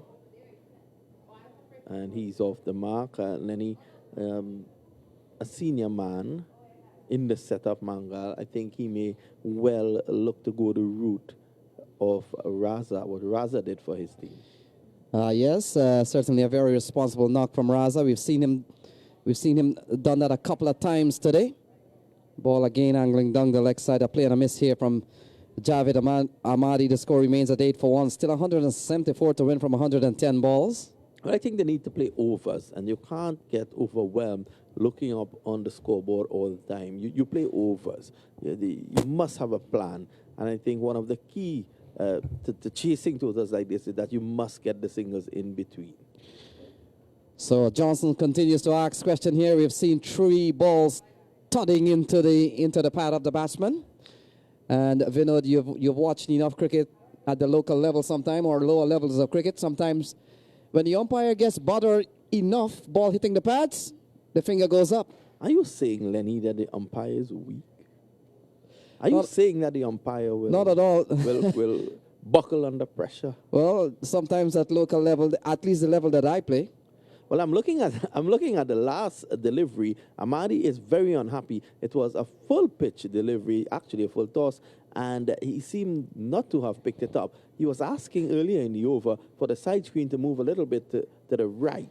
So I don't think he's all that happy. When you're batting Matula, you don't want to worry about anything else but that missile that is coming towards you. Yeah, this is the situation when Ahmadi was playing against the Miami Sharks. He had some problem with the same screen. Let's see what he can do today, because the Afghan players mostly playing the day times, and this is after a long time they are playing the night match. So let's see how they can face this situation. Mangal to face and Shah to continue from the Palm Beach end. Delivery going again across the batsman and Mangal waiting at the last moment to play there, and he dunked the third man for single. Yes, a very useful shots to play in the early stages of a bowler that is angling the ball across you. You're just run it down to third man, backward point, and pick up runs. It's 9 for 1, but they're going at just over 4 and over. The asking rate is 9.70, 173 to win from 107 balls. Najaf Shah runs in again. Good delivery just on and about the off stump. And Amadi plays it square. No run. And Matula, of course, a victory here tonight for the Al-Masafi team will go down well with the people. It's as if a national team is playing here with a number of players. Yes, as for they are following us on Facebook and right now to the ESPN3 and different social media. They are looking how Afghanistan is playing here. The players are here. The North Bengal captain Javed Ahmad is the former captain. So big players are here, and they will expect the victory. Well, advancing down the pitch just to shake things up a bit, and that delivery angle across him, he was able to get it on the up. On the flight up, he got underneath that one, and that one has gone down to backward point into the boundary for 6. A very brave shot here from Javed Ahmadi. Came down the track, charged Najaf Shah, and the ball slicing outside the off stump and went all the way for a 6. So 15 for 1. A very brave shot there, Vinod. Well, they need to do something. You can't just hang around. You need to take advantage of the power play. We all remember the good power play that the U.S. All-Stars had. So 167 to win from 105 balls. 7 runs in the over so far. Delivery on the legs and played away to mid-wicket. No run there. Matula, a good power play score in this situation, in the context of what is happening here tonight, will be what? Yes, actually, the power play, they are trying their best to get 50 in the remaining hours, but it's look very hard because Najaf Shah is doing very good from both sides. The bowlers are attacking the batsmen, and batsmen are in the defensive mood. Let's see if they can go for the big shots. Shah again. This is short, but it came on to him very quick indeed. He was not able to get the room to place that anywhere left or right of the man at mid-wicket, and the score remains 15 for 1. And Vinod and Matula, in his arsenal, the Hassan Raza does have a Saeed Ajmal who bowled brilliantly in the last match. In fact, played a big part in the way things went there. And of course, you've got to watch Junaid Siddiqui, very quality right arm leg spinner. So those certainly will be 2 options here for Hassan Raza. Guided down to third man, some work there for Saeed Ajmal. Attacking the ball very quickly and just a single. The score at the end of over number 3, 16 for 1. And Vinod and Matula, spin could be a very keen factor here as when Saeed Ajmal or Siddiqui gets the ball. The groundsman told me that this is the 14th game or the 11th game playing on that strip. So like anything else, this is a 4-day pitch. And it could have an effect when the likes of Saeed Ajmal comes on or Siddiqui comes on. Could play a little bit low, could play a little bit slow, and that is good for spinners. Well, if it does play slow or low, we all know how scoring could be difficult. As this delivery is punched away, threw mid off for 4. Wonderful shot there from Ahmadi, and he is looking very good at this point in time. Johnson over pitching outside the off stump, and he just went airborne down to the mid of boundary for 4. Matula, he's starting to look good. Yes, Ahmadi did 47 this morning, and he's in the same mood and is going for the big hits. If he continues and he can go with Noroz Mangal, it will be a good start for the Al-Masafi in the first 6 hours.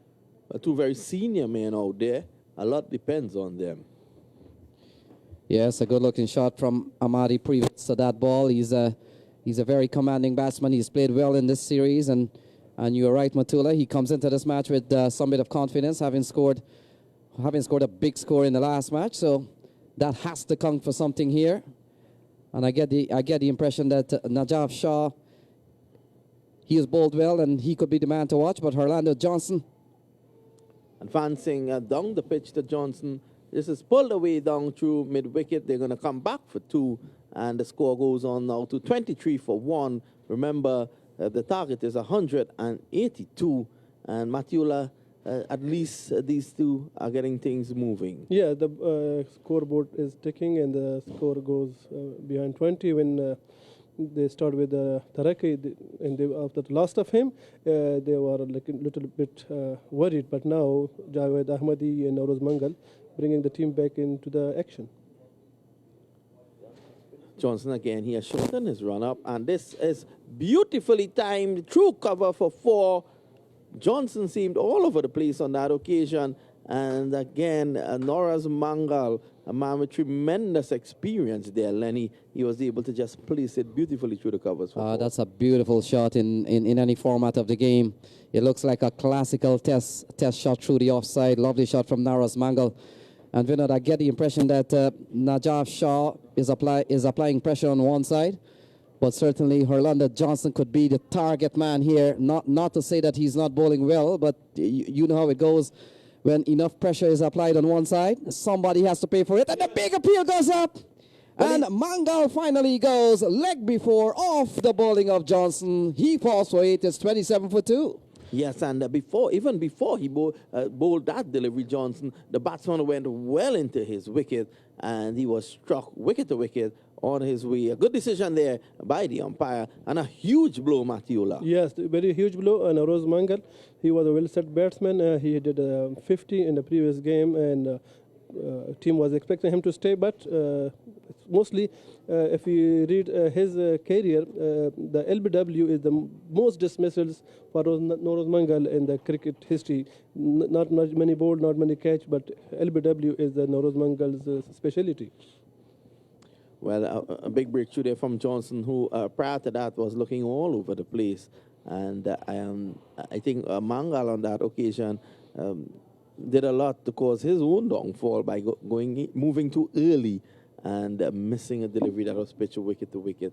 He's on his way. He's back in the pavilion for 8 of 8 deliveries. Ahmadi is still battling on 13 of 11, and the latest score here at the Central Regional Park in Broad is 27 for 2. So Hashmatullah Shaidi comes out here at 27 for 2, still 155 runs from 97 balls. The asking rate is 9.59. They're going at just over 7. And Orlando Johnson picks up his first wicket. He's bowling at 1 for 13. And Vinod and Matula, Johnson was asking a few questions in the previous over. And finally, he gets one that says, the umpire says yes. Johnson getting the breakthrough, 27 for 2.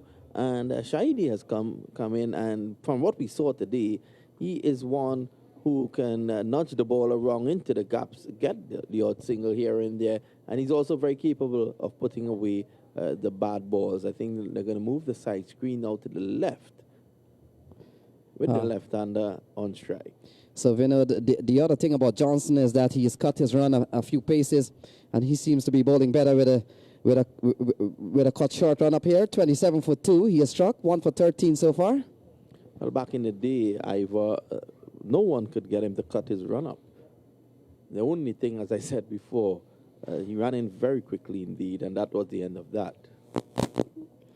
More often than not, the batsman were able to see where the ball was made when he delivered.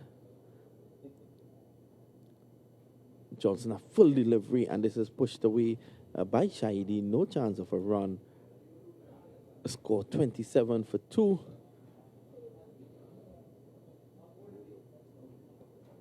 And that's the end of the over. So 4 overs gone, 27 for 2. Javed Ahmadi is still there. He's on 13. Hashmatullah Shaidi, he's only faced 1 ball. And we've seen a couple of wickets to have fall. Najibullah went for 6. Naraz Mangal, the danger man, very experienced player. He was leg before off the bowling of Orlando Johnson. He fell for 8. Najaf Shah, we'll wait and see if he continues. He's bowled 2 overs, no maiden, 1 for 14. And it appears Junaid has been called up here, still 155 to win from 96 balls. Well, keeping 2 in the bank there with Najaf.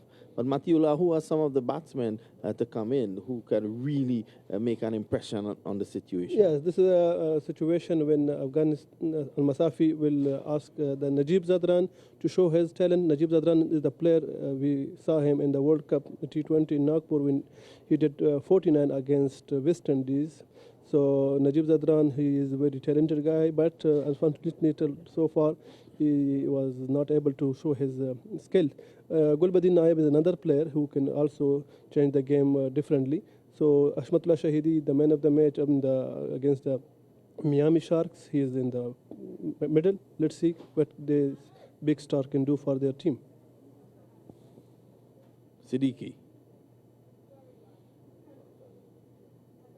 Balls in the Anil Kumble Mole, Lenny, those flat, quick leg spinners. We came to the conclusion more like Shahid Afridi. Mm-hmm. Yes, and looking at the action now, he actually mimics that as this one is played away fine, and 2 fieldsmen are going after it. Ajmal picks up just after the spectators. It's 4 runs, and that was a wonderful shot by Ahmadi. He played it very late, Lenny. Had he played that later, he would have played it tomorrow. Yes, Vinod, very fine indeed. He goes up to 17, it's 31 for 2. And here's a question for Matula. Matula, I know starting from the, let's look at it, 10 test playing nation, the full nation as we call them, from Australia to Zimbabwe, from A to Z. Just outside of those 10, of course, there's Ireland and Afghanistan. So if tomorrow the ICC decides that they'll make, this one is banged away through the covers. Good looking shot here from Javed Ahmadi. He doesn't even run. He goes up to 21, it's 35 for 2. Good looking shot, Vinod. Yes, and that the reviewer short and wide deserved the treatment. Is throwing the hands through that one and down to the backward point boundary in a flash. So Matula with Afghanistan and Ireland just outside, playing well enough to be just outside of the rankings between to add to the 10 test playing nations. Are you ready is Afghanistan ready to play full one-day international? Yes, right now Afghanistan has a one-day status. Afghanistan is, if you go by the rankings, Afghanistan is number 10 in one-day status rankings, and Afghanistan is so they're just below the West Indies. Yes, yes, they're close to them. So Afghanistan is ranked number 8 in T20. If you can see there. Matula, we'll have to get the Afghan team to come to the West Indies to play a full series, Vinod. So 5 ODI. So we can beat them. They're actually coming next year, and the West Indies currently ranked 9th. And if by next year they don't get out of that and into at least the top 8, they will have to play a playoff to enter into the next ICC Cricket World Cup. So we see our boy Ivor Henry there, Vinod, and Ivor was telling me that he's hoping to be called up to do the ladies tournament coming up soon somewhere. And I told them, well, when you do ladies tournament, you got to be careful how you call cricket position. You got to be careful how you describe fine leg and long leg and gully and crease and slips. You got to be careful when you talk. I think there'll be a lot of half slips there. That's a fielding position that they have created. But to be honest, keep the mic away from Ivor. The silly point will be the main thing. Oh my! I think that's not good for air. I mean, we'll keep that as our private joke here in the press box. The latest score here at Central Broad, after 5, it's 36 for 2. And I think Mervyn Dillon will now come and join us in the commentary position. Where's Big Merv? So it's 36 for 2, 146 runs needed from 90 balls. And please don't take this microphone away from me. Javed is on 22. Hashmatullah is on, he's yet to get off the mark. And well, Lenny, Ivor's going to get the mic. So 36 for 2, Johnson will continue here. He will come in from the pavilion end of the ground. And we're well into the 9th here. This is the grand final of the 2016 U.S. Open. Playing on the international venue here as Johnson comes in to bowl to Ahmadi. And Ahmadi is driving and driving well. Straight up to Johnson, he makes a good stop, preventing, well, in fact, they go through now for a single. And a single that takes the score up to 37 for 2. Well, a lot of movement around the crease there by Ahmadi, just trying to put off the bowler. Johnson still just produced a delivery just on and about the off stump. He's into his third over, 1 for 14, as I welcome Ivor. Well, good evening, gentlemen, and we are winding down here at the gun finale. And I'm stuck here between, what should I say? My goodness, poor me. I have to pray. So 37 for 2, 145 runs needed from 89 balls. Still a long way to go, but Al-Masafi, like anything else, Vinod, they come here not to participate. Although we love their participation, they've come here to win the tournament. I like their focus. And these guys from Afghanistan, they are very, very serious cricketers indeed. They love their cricket. They play hard cricket. And they have brought that to this tournament, speaking to the captain at the toss. On many occasions, you can see that burning desire to do well. So a single there to Hashmatullah Shaidi. He gets a single. He gets off the mark. 23 to Javed Ahmadi. It's 38 for 2, Ivor. Yes, well, the one chases on. It's going, rather slowly at this time, but it's never over until it's over. 38 for 2, yes. Oh, that's a lovely shot there. Delivery pitched up, and Ahmadi, as he had done previously, just playing through the line and lifting it over one of the tallest fieldsmen out there, and that is Zishan Qureshi into the boundary for 4. The score now goes on to 42 for 2. I want to thank my friend Bali, who brought Ivor a cup of coffee for me. Bali's a man who seems to carry a lot of weight around here. And a man who wears many jerseys right now. He's the security. Again, Lenny goes closer to Qureshi this time, but away from him still, and down to the boundary for 4. So good looking shot, a couple of big shots over the offside, similar shots, similar result. 10 in the over so far. Javed Ahmadi continues to bat well. He's on 31 not out. Still a lot of batting work to be done here. They need to get to almost 10 and over. They're going at almost 8 and over, and still 136 to win from 85 balls. Well, they need to convert all those, because then they will almost win. Almost. Well, you see, that's what you get in the power play. But now they push the man back. One delivery left in the power play. They made good use of it. Still making good use of it. That's another boundary. A short delivery by Johnson. And Ahmadi, fighting a lone battle, he moves on to 35. It's 50 for 2 at the end of the power play. And Matiullah Abid, who was with us, the Afghan journalist, was saying that the team had planned to reach 50 after the power play. Yes, Vinod, it's an organized bunch of cricketers, and it's good to see that they're setting targets as they go along. That's a hallmark of a professional setup. Yes. You bat with goals, you bat with strategy, you bat with plan, and if the plan is to get 50 in the power play, Here we go. They're 50 for 2. I know the Australian, for example, one of the reasons I think the Australian cricket team has been successful over the years. Alan Border used to say that when they play first-class cricket in Australia, they were told that on the first day, if you're playing a 4-day match, try and make 300. Forget how many wickets you will lose or you can lose. Make 300. 300 for 7 is a good first-day score in a first-class match. And they have translated that into test match cricket. No wonder the Australians, when they go out to bat on the first day of a test match, they look to get 300. Forget how many wickets you'll lose. Well, right now they are losing the wickets before 200. Well, they would have won their last encounter against Australia, and you would have thought it was the 4th of July celebration, even though they would have lost the series. They were so happy to win one. But it's so funny. You know, after the second test match, the only person who they thought about not dropping from that team was the captain, Steve Smith.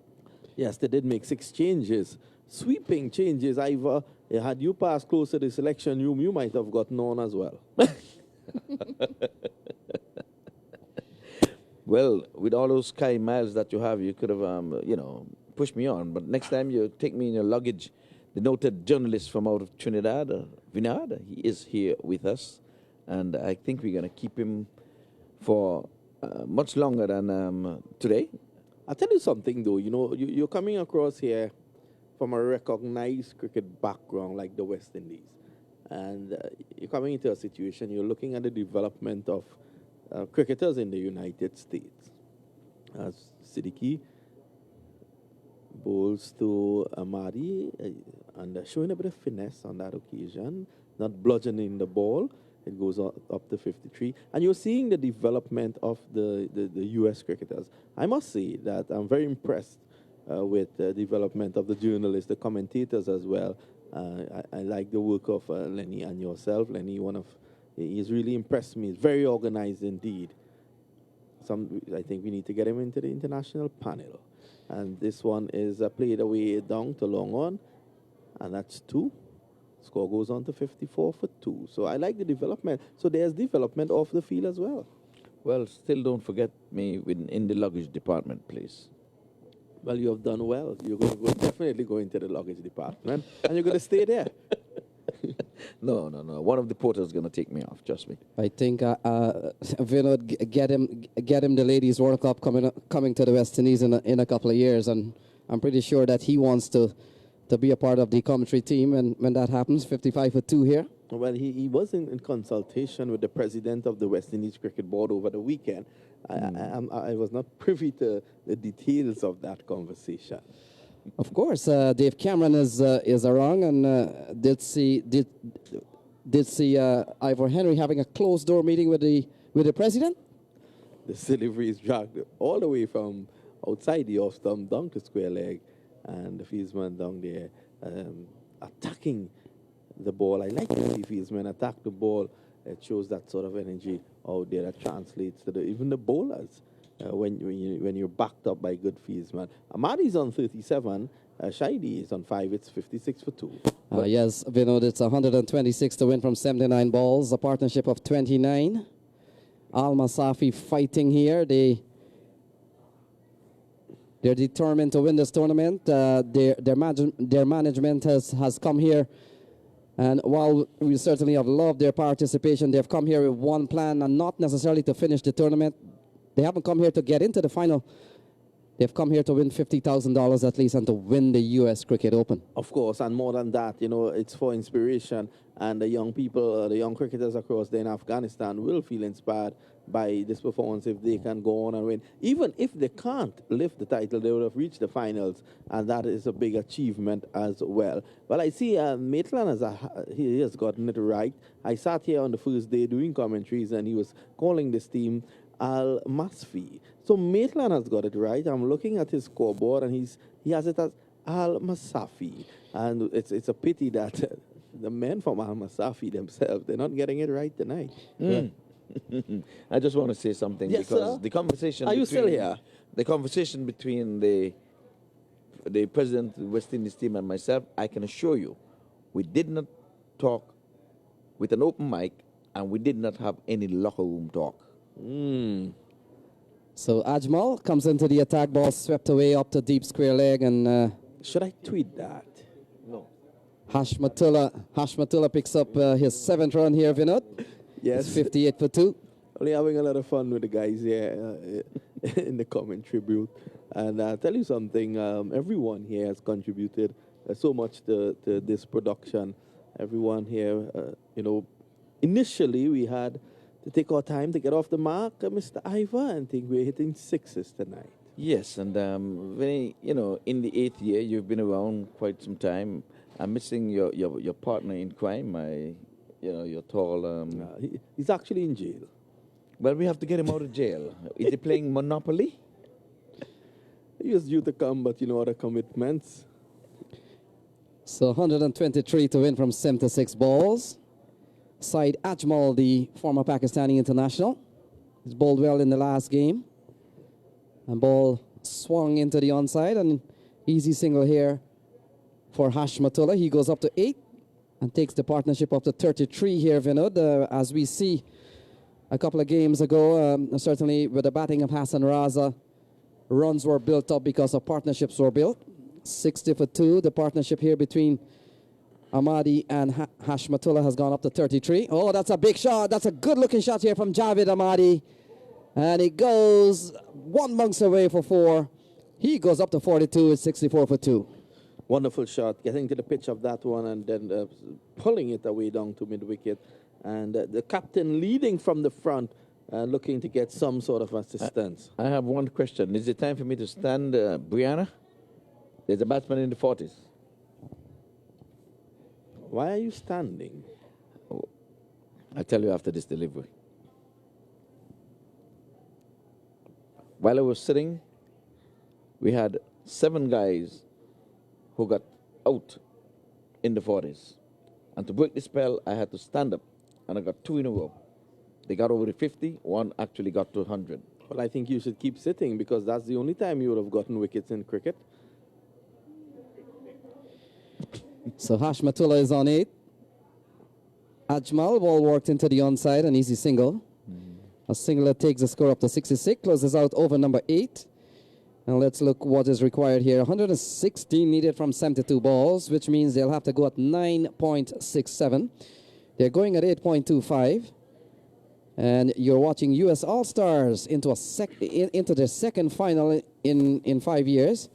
And Al-Masafi making their debut performance here in the U.S. Cricket Open, Ivor. Yes, well, Ajmal has really, come out and put on a good display here of spin bowling. And we have noticed he has bowled all his overs from the southern end, and he has bowled all of his balls from around the wicket. So he's sticking to what he knows best, and I think their win here today in the semi-finals is all due to his pressure. Yes, definitely so. And Ahmadi is there. A lot depends on him. In this situation, you look to play overs. And as Lenny was saying, the required run rate is 9.67. If you can play overs and get it down, keep it around that with about 3 overs to go, you're in this game. The only thing is that this is just the 8th over. And it'll take quite a task to keep in touch for, let's say, the next 7 or 8 overs. Well, they're going to have to target 1 or 2 bowlers, and I'm sure that they would have looked at the tape, they would have listened to the commentary throughout this tournament, and they would know who to target. So Javed Ahmadi on 43, bowling change here again. Dilhara, he comes in to start over number 9. He has started well with a single. And so it's 115 from 71 balls. 67 for 2, ball turned into the onside, and Ivor and Vinod, we're beginning to see how singles are becoming to be a major factor in a T20 game. We've seen good innings. Ricardo Powell played an innings last night, compiled a lot of singles and a big tap here and there. We saw Hassan Raza, classical example that singles can add up in a T20 game and be effective. And now we're beginning to see some good batting here from Hashmatullah and Javed Ahmadi. Javed Ahmadi cuts, and Dodson comes around, makes a good save. Whether or not he has gone for 4, we'll have to wait and see what the adjudication will be. In fact, 4 is the call. Yes, he was definitely on the ropes when the ball was touching him. So good eyes there by the umpire. I think the standing umpire needed some assistance from the square leg. He got it, and 4 runs awarded to the batter. So 72 for 2. Hashmatullah is on 14. Javid is on 44. And the partnership has gone up to 45. Very valuable runs here. 72 for 2, Ivor. But it's starting to look a bit solid now. It's 72 for 2. This innings taking the complexion of the U.S. All-Stars as well. Their innings. Yes, I almost say it's beginning to look a lot like Christmas when you said it's beginning to look like a game. But game on, trust me. 9.8 runs is the required run rate, and they're keeping it tight. We're not in the latest game, I can say that, right? Well, I thought the game is the game is on because rain is not falling. But we wait to see what happens. Making room for himself here was Shaidi getting this one out to cover single, takes him on to 15. It's 73 for 2. So the pendulum is swinging, and I said I got the green light. They are keeping it tight.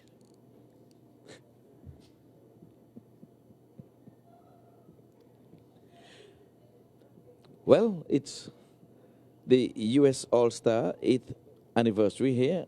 Who will be the winner? And this is an effort delivery here at this hour of the night. And I'm telling you that the U.S. All-Stars, they're going to pull out the choke, and they're going to make sure they try to defend that 182 required for victory. The Afghans, they are going to try to walk away with the big trophy I see in display, in addition to the $50,000 US. And ball turned into the onside. So Vinod, they're keeping the scoreboard ticking. They're keeping Maitland working. They're keeping Brianna working hard here. Yes, and our scorers, they've done a wonderful job, and they're keeping Maitland on his toes. I'm not seeing the cooler today. Yeah, I was about to say we would have lost Wayne, but he's taking a break in the back here, our third scorer. And we just want to say a quick thank you to everyone who would have worked this, including the scorers for the past 4 days. They're well organized, you know. Maitland comes with his cooler. Wayne comes with his Polari. They're well organized. Did security check what was in the cooler? Fantastic, guys. I think the security at the press box is Bali, and we'll have Bali check the cooler. I think Google is here. So ball driven towards the onside. Another single here for Hashmatullah Shaidi. He goes up to 17. It's 45 to Ahmadi. Score is 76 for 2. 106 to win from 63 balls. 106 to win from 63 balls. It's 76 for 2. We are in the 10th over here. Things are getting tight here for the Al-Masafi team. Well, actually, the conversion rate is 0.15, I believe, was 0.015 to the US dollar. Right, 0.15. The guys are going to work it out for us, as this delivery is scooped away down the backward square leg for 4. Ajmal on that occasion, adopting a leg stump line, the ball went straight on, and the batsman was able to get 4. So 49 to Javed Ahmadi. The partnership between the pair has gone beyond 50. It's 53 to be exact. And we've got 80 for 2 here on the board. So Al-Masafi still need a lot of work to be done here. 102 from 61 balls. And Saeed Ajmal. Ball cut away nicely, running up to backward point. That's a good looking shot up the bat of Javed Ahmadi. He gets to a 50. Whether you sit or stand, Ivor, the man has crossed 50. He's 53 not out. Well, and the 50 partnership comes up along the way as well. And 51 for the young man. Congratulations to him. Now, that is only half of the job for him. We would have seen 1 century in this tournament so far. How fitting it would be to see the second in finals. Wonderful indeed. And if he can reach anywhere close to that, or even that, then he may well take his team to victory. Who knows? Yes, so the Vinod. Yes, and Ahmadi's right up there. He's on 53 and looking ominous indeed. Shaidi takes strikes now, and that's Lokaheti going for the bouncer. The slower ball bouncer, always difficult to get away.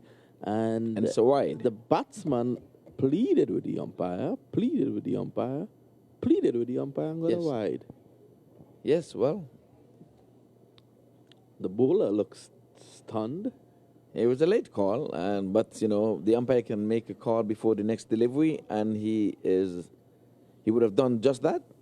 And now I guess he's speaking to the captain. I guess the bowler may have had some choice words there for him. Yes, definitely. You like to see umpires be assertive and affirmative in their decision making, and you know, sometimes situations like that could lead to players getting out of hand. So short and pulled into the onside, not perhaps where he wanted it. When a ball is short and you want to pull around, Vinod, you want to go square from forward of mid wicket to perhaps backward square, but ball rushed onto him. Yes, definitely. And who's the umpire at the far end? Is that Russian Samuels? No, that's Vijay Malela out there at the bowler's end, and that's Jamula. That's Jamula at square leg. So Neil Jamula and Vijay Malela. And when you said Samuels, I almost go for my Bible. It's Sunday, you know. Samuel is third umpire. A chance of a wicket here. Fielder comes in. Well judged catch. And Javed Amadi, he crosses 50. He goes. Never wake a sleeping tiger. I think that wide just woke up that bowler. You can see that he was running in with steam and as if to say, you have credited that team one wide. They did not earn it. It's an unearned one, as they would say in baseball. And what he would have done in turn, get a wicket for himself. That was the same thing we were saying. You cannot make 50 and out. You've got to sail the boat all the way to the dock. And I'll use Lenny term. Once your eye is in, you're supposed to stay there because nothing puts you behind the clock more than losing wickets. And they would have lost the wicket at a crucial time when they were on cruise control. But for whatever it's worth, the U.S. All-Star, they've broken the partnership, and I'm sure they're happy for that. Well, many times in this tournament, we would have seen some 7 times, I think it is, where we would have been on the possible hat-trick. We would have seen that on the board many, many times. So 1 usually brings 2. So the new batter comes. And we just want to say, you know, a big up to the folks that would have joined us here in the crowd. And I think, Vinod, by your observation, this has been one of the better U.S. Open finals on tournament. Definitely, the quality of play out there has really improved. You know, all of us have been here for quite a number of the U.S. Opens, and I think this one is of the highest quality. And reason being, and I know you had an input in this, cut down 32 teams and get quality. Obviously, and I think the ICC approval did help as well because players felt comfortable coming to play this tournament and not facing sanction by their respective boards. Yes, and last year as well, they did get the ICC approval, but I guess folks behind the scenes did not reach out maybe to the other players, the international players, maybe on time, so you'd have found that not too many would have graced us with their presence. But it was really a real treat to see the likes of the Ramdens and the Lendl Simmons and the Badgeries. It was a real treat to see they have come here and would have really put on a display. They got right up into the semifinals, and I'm in agreement with you. Sometimes the numbers count, but quality, going out and on an ESPN station, it means something. Slow delivery, yes, and Shady gets a single. I take your point, Lenny, and for the draft, you would know that there was a draft for the U.S. T20 Open this year, and 312 players actually entered into that draft. Very good. And like I said, now that the standard has been raised, sometimes it's hard to maintain, but I know once you're on board, I think that standard that has been set, I have no doubt in my mind that it will be maintained or even go higher. Definitely, as Okeheti comes in. Again, another slow delivery, and this is pushed away to mid-wicket. Well, and the score goes up by 1 to 89 for the loss of 3 wickets. 92 still required for victory. And like we said, Vinard, he'll be leaving us here to do some of the duty. He doesn't get the time to get a break. Hardest working man in cricket during this tournament.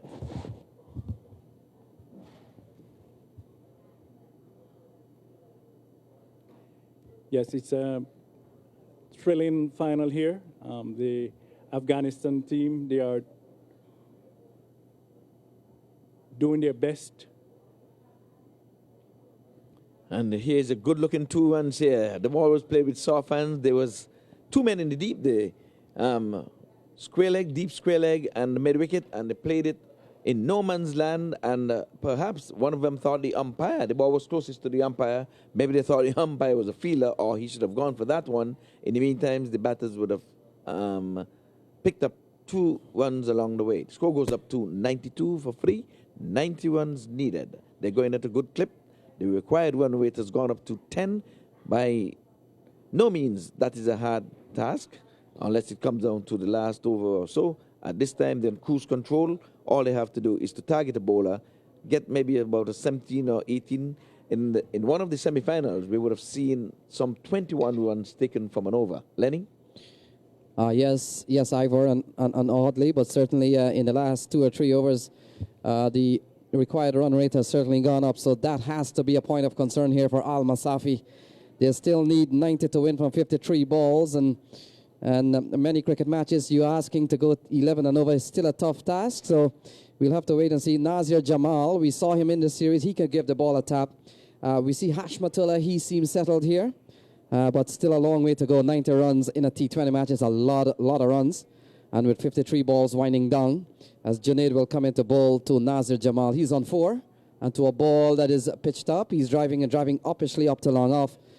A man comes in quite quickly here and restricting the batsman to only a single, and a single that brings the equation down to 89 to win from 52 balls. Well, that always happens. At the loss of the last wicket there, and Amadi, he was the set batsman, and once he would have departed and a new batter come in, it's more than likely, unless he's going to go gung-ho, that required run rate will definitely go up. Well, Ivor and Audley, let's try to logically see what we have here. Now, they need 89 runs to win. There's 52 balls remaining. A run a ball will give them about 40 runs short, but as we know in T20 cricket and certainly limited overs cricket, last 3 overs you can get 30 runs, last 3 overs you can get 40 runs, and so hashtag a couple of big overs here in between, but somewhere along the line, and here oh, that's a good-looking shot. The man had a play on it. He doesn't hold on. And it goes over the ropes here, and it goes for a maximum. It's 26 to... It was powerfully struck, and I hope that the fielder is not injured, because even though he would have got his hands to it, I'm telling you, the ball burst through his hands like a bullet. That was hit with some venom. So we're not going to take it lightly to say he was just in play. As a matter of fact, he's still down. I think he would have injured himself. Trust me, that ball was hit with some venom. It was a pull shot. It was a poor ball from Siddiqui. It was a ranking long hop. He placed it in the direction of the man at the mid-wicket region, cow corner, and he had a play on it, yes, but he pouched it over the ropes, and I think he may have busted a finger. Let's hope he's doing for 3, just to give viewers where this game is. Al-Masafi need 83 from 50 balls. 83 from 50 balls. The batsman out in the middle. Hashmatullah Shaidi, he's on 26. He has batted well. Nazir Jamal, he's on 5. And we have seen a little partnership here of 13 so far. So 99 for 3. 83 to win from 50 balls. 83 to win from 50 balls. Dilhara is still down. And you're not missing any cricket, oddly. We're just taking care of a player, Dilhara, who has been down. Yes, it seems that he's making an attempt to get up, but not quite. Not quite at the moment. But I can say it's going to take a lot of getting for the Al-Masafi team to overhaul this total. From the score was posted, it said it's going to take a lot of batting to get over that hurdle. And indeed, they are now busy running singles. That is good. But there comes a time when singles alone ain't going to cut it. So you're going to be hitting some 6s and some 4s as we go along. Well, the umpires have gone back to their position, so I think play will be continuing without him. So, did the emergency fielder get onto the field?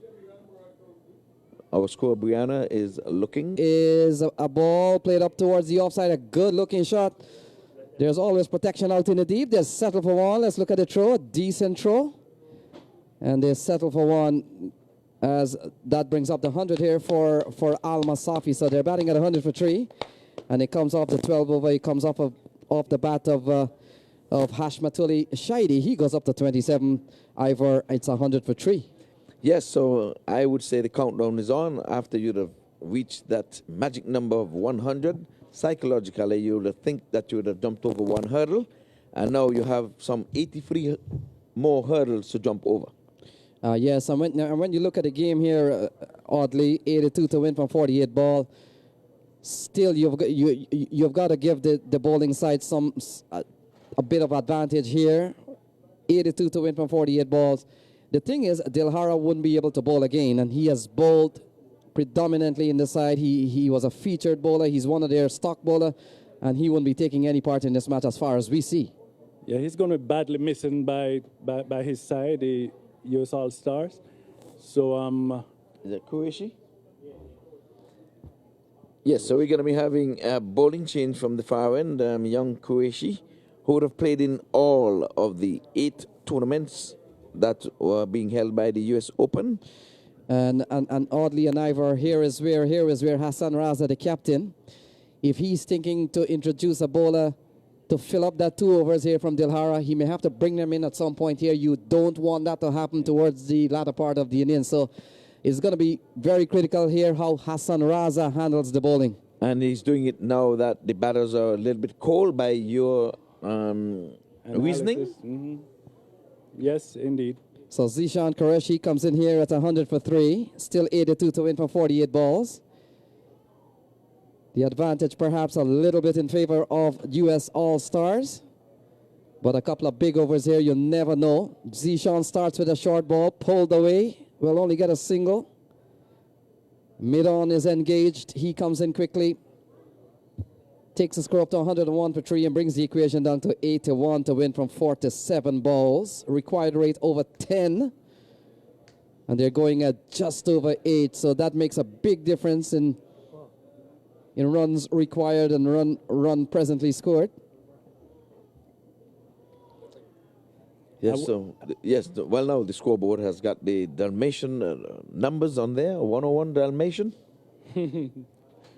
So ball pulled into the onside here by Nazir Jamal. He picks up a single. Akeem Dotson runs out from the deep and brings the equation down to 80 to win from 46 balls. 80 to win from 46. Still a long way to go here for Al-Masafi. And US All-Stars certainly will fancy their chance once they keep the ball well within the field here. 1s and 2s may not hurt them a lot.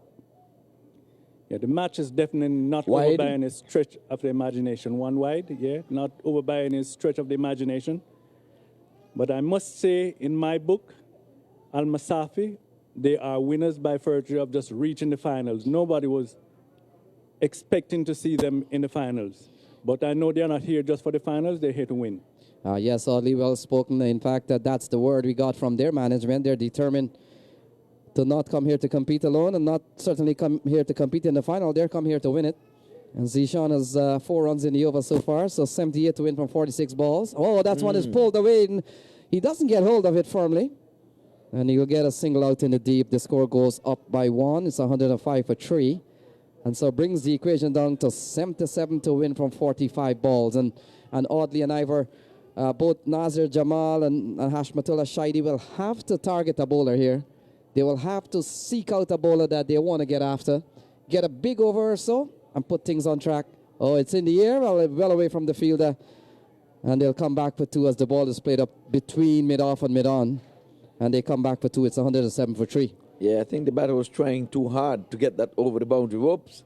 And sometimes timing alone can get it beyond the boundary instead of trying to muscle the ball out of here. But like we said, the Afghans, they are going to try to be in it to win it They're not just going to be here just to be providers for the U.S. All-Star to take it all. They've got to work for it. They've got to work to the very end. So 7 runs in the over so far. Still 75 to win from 44 balls. A partnership of 21. Nazir Jamal is on 8. Hashmatullah is on 29. And here is Zishan Qureshi. Oh, that's a good ball. That's a good ball. Dot ball here, very important. Okay, so we have a report on the injured. It's not his hand that got busted. When he jumped, he came down on his right foot, and his foot has been swollen. So the ambulance has been summoned, and that's the latest report we have here. And here it is. One is going high and hard. And out of here, the umpire is signaling 6. And like you said, they have to target the bowler, and they cannot wait for too little, too late. So Qureshi has come in for the hammering. So for the young man who is down there on his haunches, we are hoping the very, very best for him. So the report on him is that his ankle foot has been swollen because he jumped and came down awkwardly. So it's nothing to do with his hands. He can eat. Yes. And they'll be hearing the voice of Lenny Archibald. You're going to be in the hunt for the big money. So ball pulled into the onside here. Single off the bowling of Junaid. Junaid has bowled 3.1 overs, none for 27. Nazir Jamal, he's on 14. And Hassan Raza taking the liberty here to bowl out Junaid Siddiqui. He's a quality spinner. The Shahid Afridi look-alike. And it's 114 for 3. 68 to win from 41 balls. 68 to win from 41, oddly. Yes. Open. What are you saying? So 68 to win from 45. Here is Junaid. Oh, ball pulled. Well, in fact, played into the offside. Yeah, And so they can only get a single. A single adds to the total. It goes up to 115. And the equation now goes to 67 from 40 balls. describe the play. The camera is in it. The injured. The paramedics are here. So the paramedics is here, and Dilhara still, as you can see, in some bit of pain or a lot of pain here. In fact, a catch has been taken here now, and Akeem Dotson takes a juggling catch, and that's the end of Hashmatullah. He goes for 30 as 115 for 4. So we'll go back to the paramedics here, where we're going to have the viewers see what's happening here. So we're working with the cameraman at this time. So we're still hoping that the young man will be okay. I mean, we know tomorrow is a working day. I don't think that cricket is his profession, but at the same time, we are hoping the very best for him. That this young man is doing okay, and just in case his family, viewing this. In the meantime, a wicket will have fallen. Audley is telling me that something's happening out in the middle. We'll probably be flipping back and forth, but... Yes, he's walking off. Bold. Oh, okay.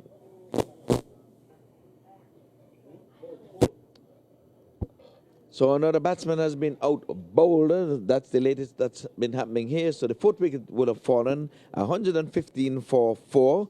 And like we all say along the way, for 5, I beg your pardon. So they're half down. But again, we are more concerned here about the condition of this young man, because I know his family, they've been looking on ESPN to see the proceedings here. Now they're going to see one of their loved ones being taken away here on a stretcher. We had Bally down on the grounds, our roving reporter, and he came back and told us that what actually would have happened. So we're still waiting to hear somewhere along the line. Maybe, for all you know, Bally might very well be going with the ambulance. Do you know we have ambulance chasers here in these United States? So Bally may very well be an ambulance chaser. So, Ivor, what is Bali's role in this tournament? He's an all-arounder. He brought some coffee for Vinod through me. That's what I was told on ESPN. He gave me coffee right sitting next to Vinard, so I can give Vinard the coffee. Yes. And Ivor, he bought me dinner a couple nights ago. He's a good man. And he's taking me to the airport in the morning. Oh, there we go. So he's gone from being a cook. Did you cook the food, Bally? Maybe he would have cooked it. If he didn't, at least he served it to you, at least. So Junaid is on a hat trick here. Have you missed that? And he comes in now to bowl to the new batsman. Ball played up towards the onside. And in the meantime, the batsman would have crossed for single. So another possible hat trick. Was averted. And we always say that one wicket always brings two. And then more often than not, they think this is the 8th time that Lenny and I have been sitting here where we would have seen 8 possible hat tricks. But we were lucky enough to get a hat trick. And that hat trick gave that gentleman the man of the match. Yes, if I remember correctly, Gavaskar Channer. He's the man who got a hat trick. We're back with the cricket here. No, I don't think he got the man of the match, though. We was rooting for him to get the man of the match. I think the guy who made some runs got it. Did he get it? Out of the hat trick. He got it, Maitland? I've been told by the score here he got it. So we are right. I'm going to let Lenny Archibald bring you up to date with the real proceedings.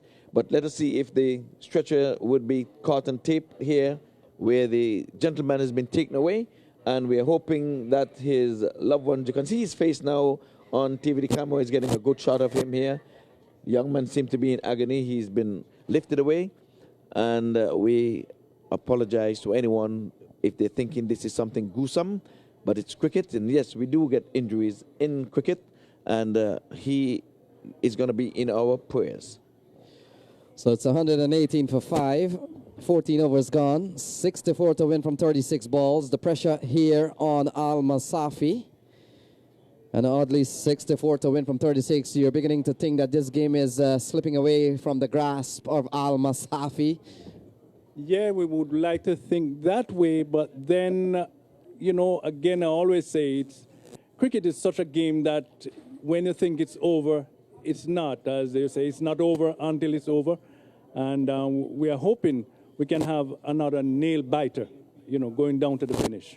So the new batsman who has come out during the course of a double strike is Afsar Zazai. He's on 1. Nazir Jamal is on 17.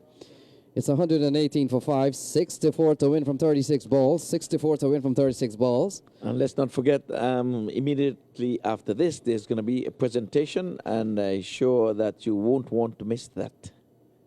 We want to feel from Dilhara. So 64 to win from 36 ball. Gajanan Singh has been given the ball, the right arm off spinner. And we'll come into ball to Zazai. Zazai is on 1. And ball hammered away through the offside. Runs away for 4. Speeding across the outfield into the night. And it goes away for 4. Good looking shot here from Zazai. He goes up to 5. Well, call it what you like. If I am just coming in, I have the wheeler, I'm going to wheel it. I am not going to go down without a fight. So 60 to win from 35 balls. We were saying Al-Masafi, they do need a couple of big overs. Could it be this one? Here is Gajanan Singh. And another short ball. It's in the air. Fielder is coming around. He settles under it, takes the catch. Gajanan gets a wicket. It's 122 for 6. Zazai goes for 5. Pressure on Al-Masafi. Still 60 to win from 34 balls. You know, there comes a time when you just have to do what you're going to do. And this new bowler came on, and they figure more or less he's not a regular bowler, so let's take advantage of him, you know, or disadvantage. But hitting the ball and failing to clear the boundary, straightening the arms down and long on. So another wicket went down. It's now 122 for 6. And there are more. Yes, indeed. So we're gonna need time to put up a in front of the screen. You're gonna put one of your background. So, okay. Score 122 for 6. 14 overs and 2 balls. And it seemed to be slipping away from Masafi. But just a couple of good overs can change the whole complexion of the match once again. But definitely tilting in favor of the U.S. All-Stars. So 59 to win from 33 balls.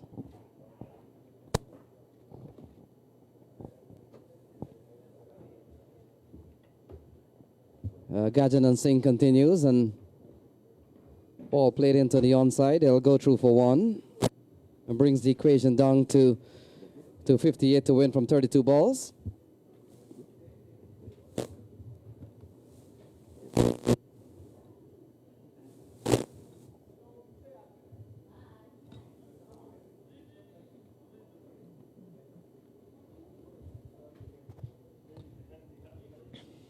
So the batters, in the meantime, are crossing for a single. At this stage of the game, singles won't do, but they'll take it. Never know when they're going to target the bowler. We can get 36 from an over. Yes, indeed.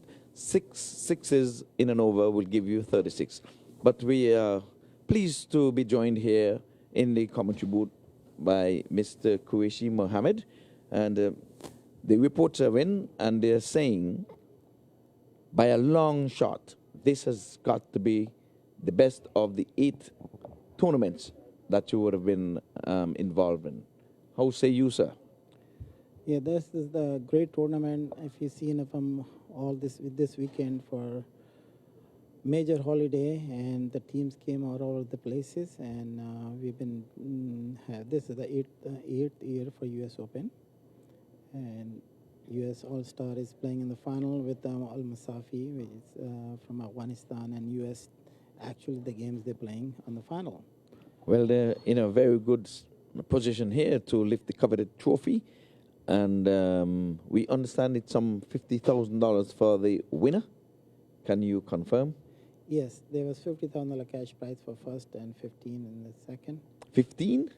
I believe so, 10 or 15. Just should be on the back, but I know the first prize was it.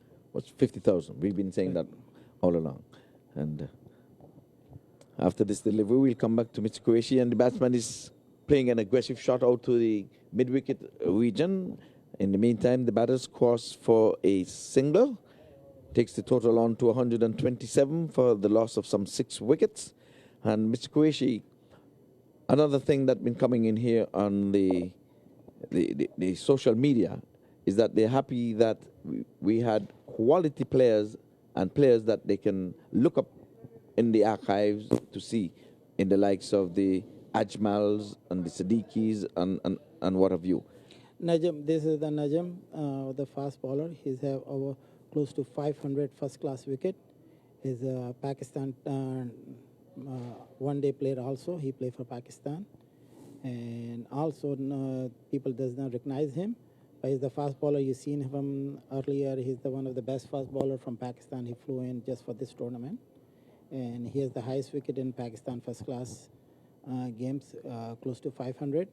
And now his performance the last 2 games, you've seen him, one of the wonderful bowler. And there's Saeed Ajmal is here, and Hassan Raza was the Pakistan youngest test players, was first who played, age of I believe 16, is here. And Dilhara, we just got injured. You saw him, he got catch on the boundary by his twisted leg. But he's one of the best players for Sri Lanka. And he's playing Bash League in Australia, settled down in Australia these days. It's a quick single. They bring into total. Yes, well, Lenny, you can describe the play, and at the end of the over, I'll pick up the conversation. So it's 131 for 6, 51 runs needed from 26 balls. Pressure on Al-Masafi here. The score has certainly gone up with an asking rate of just over 12. Here is Ajmal. And an attempted shot, a big shot through the onside. Only succeeded in getting the ball to short backward square. So 50 needed from 25 balls. And it's going to be a little bit tough here for Al-Masafi unless they can get some big overs in. But otherwise than that, the bowling certainly handled now by Saeed Ajmal, who would have played at the international level for Pakistan. And he will come in here having bowled 2.5 overs, none for 26 so far. Final ball coming up. And ball struck straight back to Ajmal. He can score.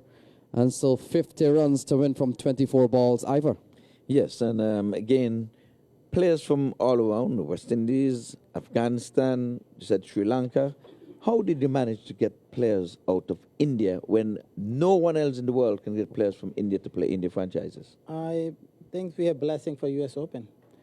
We've been support to BCCI on the last tournament. You see West Indies and India playing.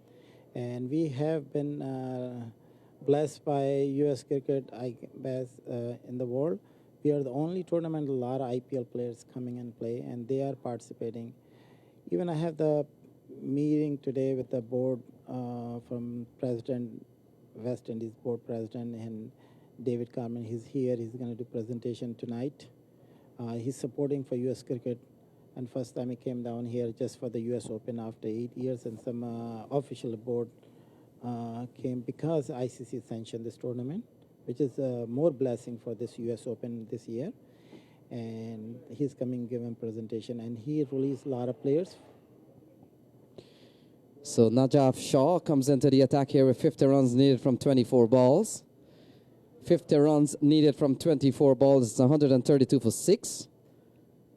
Gulbadin Naib will be the man on strike. He's on 6. And Najaf Shah has bowled 2 overs, no maiden. 1 for 14 so far. So here's the left-hander. And the ball outside the off stump. A big swing and a miss here from Gulbadin. He doesn't make contact. And the ball goes through to Jaskar and Malhotra. The score remains at 132 for 6. So 50 balls remaining from 50 runs remaining from 23 balls. And Ivor, you've got to say that the pressure is on Al-Masafi here. US All-Stars certainly in a better position between the two. Yes, I would say the US All-Star, they're on cruise control, but never count out Al-Masafi. They said they came to win it. They just need one big over of 20 yards. So ball pulled into the night. Hakeem Dodson makes an attempt. He can reach it, and it goes away for 6. A good-looking shot here from Gulbadin Naib. He goes up to 12. It's 138 for 6. Yes, and they're looking at a pretty scoreboard, and the first time it has been looking like this in years. We have to say congratulations to Paul Mott and our official scores, David Maitland, Brianna, and Wayne. And I'm going to take this time to say, job well done, even though it's not over. At the end of the over, we'll come back to Mr. Qureshi here because I want to know how he caught that big fish, the president of the West Indies Cricket Board, to grace us with his presence. So ball played up towards the onside. They're running quickly. They will only get a single. Fielder comes in quickly and brings the equation down to 43 from 21 balls. 43 to win from 21. Almost 2 runs a ball here. Ivor Henry, still Al-Masafi in the fight. Yes, they're staying in the fight, and like you said, boxer, he wants to know if he lose the fight, someone would have to know that the winner was in a fight. He have to come out with a mark. So Najaf Shah bowling at 1 for 21 so far. He's bowled 2.5 over. And so he has 9 balls to bowl in the final here. Siddiqui has bowled out.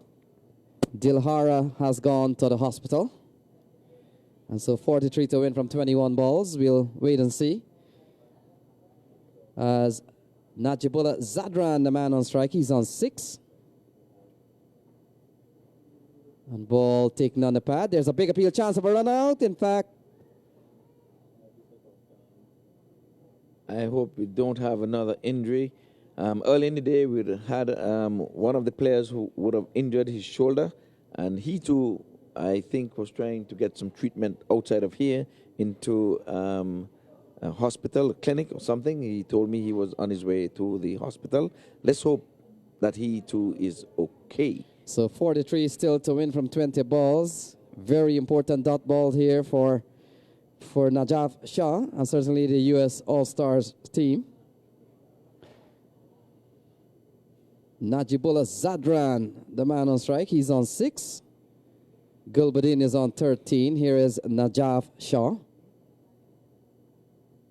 And ball worked into the offside. They scamper through for 1. And we can see the cameramen working. We just looked at one of the drones flying over the field here, capturing some of the pictures. And you would have seen it all here. We have set to the international standard.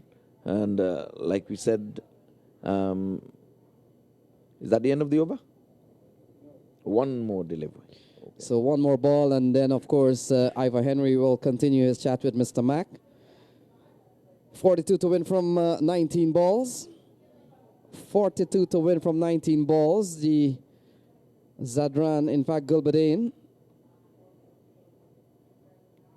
is asking the square leg umpire perhaps to have a side screen issue resolved. But he's happy now, and he's ready to face with 42 runs to win from 19 balls. Here is Shah. He goes down to long on. That will only be a single here. So let's see what we have. It's 141 for 6. So 41 runs needed in 3 overs. 41 in 3 overs. Over to you. Or yes, the big question again, Mr. Qureshi. How did you get that big fish to spend 4 days with us at the Central Broward Regional Park? Mr. Dave, come on. March, I believe in March, they have a Pakistan tour to West Indies, and they will playing 2 one-day games here also in Broward County Stadium in March. Okay. So ball swung into the onside here. Only a single off the bat of Najibullah Zadran. He goes up to 8 and brings the equation down to 40 runs needed from 17 balls. So 40 runs needed from 17 balls. Yes, the equation is getting taller and taller for Al-Masafi, but nothing to be ashamed of if they would come in second of a 16-team competition. Oh, that's a big, big hoist. Fielder is getting under it. He doesn't take the catch. And they go through for 1. So 39 required from 16 balls. 39 required from 16. Yes, but, you know, we're going to have a man of the match for this match as well. And we're going to have a player of the entire tournament. And we're going to ask the folks to stick and stay because we're going to be having a presentation just beneath us here, right in front of the southern side screen. So we're going to ask folks to gather, stick and stay for the presentation. Yeah. So we want to say thank you, Mr. Makueshi. We know that you're going to be getting ready for the presentation, so we're going to ask you to take your leave and take a bow. Well done, sir. I am very, very proud of you. I'm going to reach my hand out to you in all honesty. Thank you, Iowa, and thank you for all you guys here for scoring wonderful jobs and over the weekend. I know it's Thanksgiving holiday. I will really appreciate for every single of them. If I'm not naming, but at least I mean it for everybody. For thanks for all you guys in scoring. Bayan, she have been doing for all 4 days, and Dave and Wayne Khan, who's the cricket academy, who's running, and then he is here for helping with the entire family. His Adam Khan is in our part of All-Star squad, and we'll see him also. So thank you for all of them, and then especially thanks for all the video cameramen, and also Paul Moet, electric, all of the electronic work has been doing, and Chin and his all staff, Levar and all, has been here for all these days. But thanks for again for all you guys. You're very welcome, sir, and I'm sure we'll hear some more of that in the coming days. And folks, do not forget to check out the Mac TV, because many of these matches that you're looking at here will be replayed on Mac TV. So we'll be broadcasting that along the way. And Audley has joined us again for the duration of this match, and he will take it away with Lenny Archibald alongside Ivor Henry. Wait. Yes, once again, the score 155 for 6. Al-Masafi certainly not disgraced themselves. They came all the way from Afghanistan. So 27 to win from 13 balls. Here is ball played into the onside by Najibullah Zadran. He goes up to 15. And certainly brings the equation down to 26 to win from 12 balls. Still possible. It's still possible. A couple of good strikes over the boundary, and what do you know? It could be celebrations in the streets of Kabul. Yes, because we can see He bowls quick, he bowls fast, he swings the ball. He's a left-arm seamer. And he comes up to, oh, he X-case. And it goes down to the fine leg area. And they'll come back for 2. So 2 runs here for Al-Masafi. And brings the equation down to 24 to win from 11 balls. Yes, I was just saying, Leonard, this is the pivotal over, the penultimate over.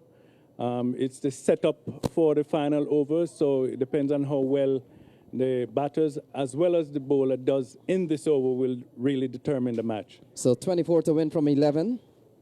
Najaf Shaw bowling at 1 for 25. it's gettable, guys. It is gettable. It is. And you can see the aggression in the batter. He's not going to lie low and give up.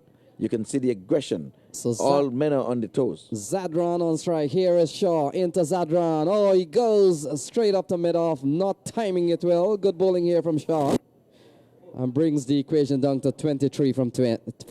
23 from 10. And 2 big sixes, you add 12 to that, then the target would be 12. Believe it, it can be done. So it looks like it will take another 40 overs to separate these two teams. U.S. All-Stars in for a fight. Al-Masafi not giving up. They played exceptionally well during the course of this series. They have lost a couple of games in their robin playoff. But one thing for sure, they have peaked at the right time. And now they have come here with 23 and 10 balls. 23 and 10 balls. The man on strike is Gulbadin. And Gulbadin settles on weight. 23 and 10. Gets a good ball here from Shaw. This is good bowling from Najaf Shaw. Not full. Doesn't give the batsman any chance to scoop the ball up. No elevation. They need boundaries. They need boundaries. I mean, there's not a dot ball in this over, but they need boundaries because, like you say, you cannot leave it up to the last over, even though it's below 36, which you can have in an over. That has not been done in this tournament. I do not think in this finals it's going to be left a chance so to try to get 22 and 9. And U.S. All-Stars, their last 2 games have been games in the last over, and this one is looking to be one of those again. Oh, it's through the offside. In fact, it beats the man there at square. Akeem Das is running up towards the boundary, crosses the rope, and 4 more runs here for Al-Masafi off the bat of Najibullah Zadran. He goes up to 22. It's 164 for 6. Yeah, they are going at it hammer and thumbs, hammer and thumbs. Ladies and gentlemen, we have a match on hand. So, excitement. So 18 to win from 8 balls. 18 to win from 8 balls. And it's getting really exciting here. It's going to be a humdinger, and it's going to be one to the finish line. So Shaw with 8 runs in the over so far. A good one so far here for Al-Masafi. They're not backing down on a fight. And here is 18 to win from 8 balls.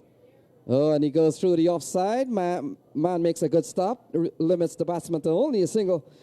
And a single that brings the equation down to 17 from 7. 17 from 7. I'm telling you, game on. With some 7 deliveries left in this game. They're fighting for the 50,000 and the big trophy. No one is giving up. No one is giving in. Everyone's giving out every muscle, every inch. It's getting exciting here. So 17 to win for 7. And the fact is we'll have to wait and see who will be nominated to bowl the last over here. We've got 1 ball remaining. 7 balls to get 17 runs. Gulbadin on strike. He's on 17. Here is Shaw. Oh, he takes him out of the park. He takes him out of the Central Broward Regional Park. Gulbadin name. He goes big. He goes far. He goes up to 23 and brings the equation down to 11 to win in the last over. Well, I can tell you, it's game on. 11 from 6 balls. It's anybody's game. And who would have believed that Al-Masafi would have been in this position, in a winning position? Trust me, with 4 wickets in the bank, they are 2 strikes away from winning this match. Winning it all. 2 strikes away from winning. And the Afghans are out sending out the instructions, and it is getting really, really tense. It is getting tight. Can they bowl a maiden over? Let us see who will be summoned to bowl this over. Is it Johnson? So what a performance here from Al-Masafi. Well, we're having a changing bowling, and it seems like it's going to be Johnson, the left armer. He's going to be bowling off a shortened one, and they're going to put the weight of the winning this match on his shoulder. But the Afghans are only 2 strikes away, and if they get 2 strikes away, 2 big shots, they will win with a bonus point. They only need 11, believe it or not. You can hear the conch being blown down the bottom. So 11 runs to win from 6 balls. Excitement, excitement, excitement. When we look at the sidelines, camp of the Afghans and also the All-Stars, I know that both sides, they're being nervous on the sideline. What is going to happen? What's going to happen? So Johnson has been given the ball. He goes towards the offside. A single, so a quiet start here to the final over. And so 5 balls remaining, 10 runs to get. 9 will level the scores. 9 will level the scores. 10 will win it here for Al-Masafi. Anything below 9 will be certainly a win here for US All-Stars. And the single has brought up the 50 partnership. Well, oddly, while of course that is very important, maybe not relevant, as 10 runs needed from 5 balls. Here is Johnson. Bowled him. Bowl him. So Gulbadin Naib falls for 23. Johnson strikes. It's 172 for 7. More drama here at CBRP. So it's the man with the golden arm. Johnson, I can tell you, those who are watching, he usually bowl off a long run. He's now bowling off a shorter run, but he's just as fast and just as effective. So don't be deceived by the shorter run. Johnson is getting the job done. So it's now 172 for 7. And most importantly, what's the score? What's the... So they need 10 from 4 balls. They need 10 from 4 balls as we see a new batsman walks out to the middle. And Aftab Alam is the new batsman. So oddly, certainly advantage to the bowler. He's just gotten a wicket, a new man in, and you're asking him to score 10 in 4 balls? Yeah, there's no time to settle down. You just have to go out there and just wheel that wheeler. Yes.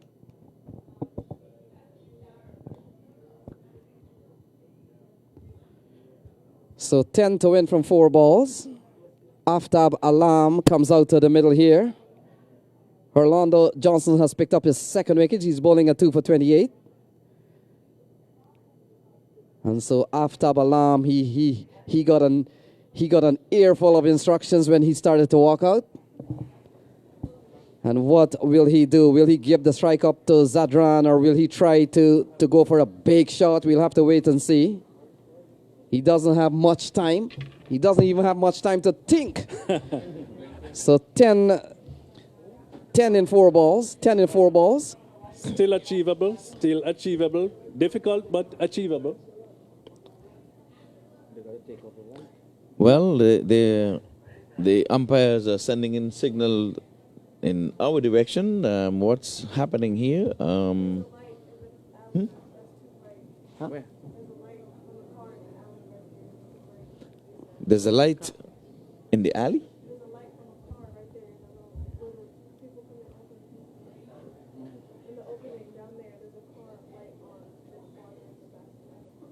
Oh, that's a big shot here from Alam. Oh my goodness me. He clears the playing area. Aftab Alam has taken this ball out of the park from Orlando Johnson, and 4 required in 3 balls. Excitement on the Afghanistan sideline. What a finals. Wow. What a finals. Never say die. Never give up. So they need 4 to win in 3 balls. 7 in the over so far with a wicket. What will Orlando Johnson do? Aftab Alam comes out with the golden bat. He smashes one over mid-wicket and brings the equation down to anybody's game. 4 to win from 3 balls. Field adjustment, but no one can field beyond the boundary, and that's exactly where the ball has gone. So here is Alam. 4 to win in 3 balls. Yeah, he takes him out. He takes him out. A full toss onto the stumps. Alarm goes. And all he had to do was to get some bat on that one because it was full from hand to stump. Yes. But it was not high enough to be called a no ball. So I can say that was a good pitch, as in baseball. I guess Johnson is saying, don't mess with Johnson, man. Yes, but the question is still there for the asking. Remember that 2 deliveries, can we have a tie? We are down to the game where all the results are possible. Yes. You can get a tie. Either team can win. What a finals. What a finals. And I am telling you, ESPN, I think most viewers going to be looking at this game. We need to see the numbers. We need to see the numbers. But we just want to say thank you to Samuels, who would have done an excellent job as an umpire, and Samuels would have done a good job helping out in the booth with the video section, and he even had a stint on the mic. So Sharafuddin Ashraf comes out here to the middle. 4 to win from 2 balls. 4 to win from 2 balls. It's all on Johnson's shoulder. What will he do? We will watch and wait. So Johnson comes in now to bowl to Ashraf. 4 needed from 2 balls. He plays it up to Johnson, an easy run out. So another wicket falls here. Well, that was to get the other batter on strike. So you understand, that's a bunt to advance the runner. Yes. That's exactly what happened. The batter who was there before is on strike. So the ploy has worked. The object was to get the other batsman on strike. And the thing about it, the bad thing about that, let me tell you the play and the mistake that just happened. No one is checking it. When Johnson got the ball, before the batsman would have crossed, he should have rushed and knocked the bails off. He took his time, knowing that the guy was not inside. He allowed the batter to cross to get at the other end. That's a mistake. That may very well be a mistake which we are not thinking about. So 4 to win off the last ball. 3 will level the score. Will there be a super over? So it appears Yamin Ahmadzai has come out to the middle. We'll double check that with our scorer, Yamin Ahmadzai. In fact, we get a thumbs up. Man. Yes, the last man. And the fact is, it will be Zadran on strike, I think it is. Did it cross? No. Yep. Zadran will be on strike. So okay. Najibullah Zadran, he's on 24. But making sure. Here's the final ball. 4 needed for a win. 4 needed for a win. He has his eye in. He's been there for quite some time. So like I say, watch and wait, all silence. So here is the final ball. He comes up, bowls to the batsman. He plays it up towards the offside. And U.S. All-Stars wins. U.S. All-Stars, the champion for the 2016 And US everyone Open. is all around Johnson because everything would have happened in that over. Wickets went tumbling and nothing put you behind the clock more than taking wickets. So Johnson has become the hero here for the U.S. All-Stars. He held his nerves. The game was in the balance down to the very last over. What a final. What a game of cricket. Cricket is the winner. And it's the biggest crowd we've seen all during this tournament, and I am truly hoping that everyone would have enjoyed what would have happened. But we're asking the folks not to go away because there's going to be a presentation below us here shortly, and we're going to be having a man of the match in this game, and we're going to be having a man of the match in the entire tournament, and plenty of prizes to be given out shortly. These trophies that were on display at the second floor here will be making their way downstairs. So the cameramen are out and pictures are going to be taken in galores for the winners. The champions of the 2016 tournament has been the U.S. All-Stars. Ivor, certainly the Al-Masafi team did not disgrace themselves. They came here, nobody expected them to even reach the finals. They reached the final with a possibility of even winning the match. Going down to the final ball in which they lost by 3 runs, and they weren't chasing 150, they were chasing 180 runs. So I must say congratulations to the Al-Masafi team for making it to the finals, but big congratulations to the U.S. All-Stars because they are the champion for this year's tournament. Yes, well, all handshakes are going up now, and you can see it on the TV, ESPN. We want to say congratulations to you, but we're asking you to stick and stay because we're going to be having a presentation beneath us. The players are shaking hands and doing their own thing. We'll bring you a little background music, and we will be back with the voices shortly. You don't care what you say, you are the MVP. One bag of gold medal pan me now.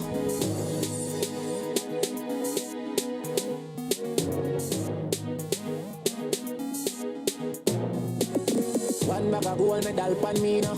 Champion boy, you know the damn thing go. Pan a podium and sing and temper. Man, shell me the goddamn boy. That's why everybody at the champion boy. Lefty, you don't know you're the champion. One back.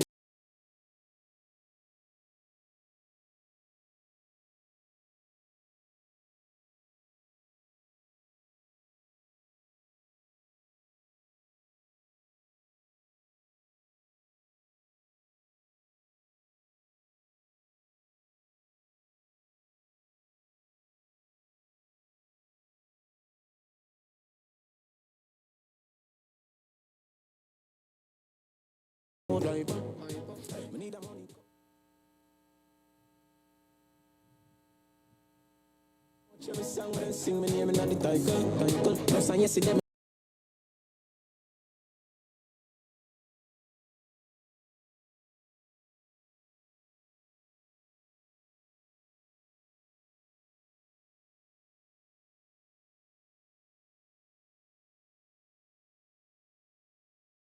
Years now, I never feel more alive. Goddamn.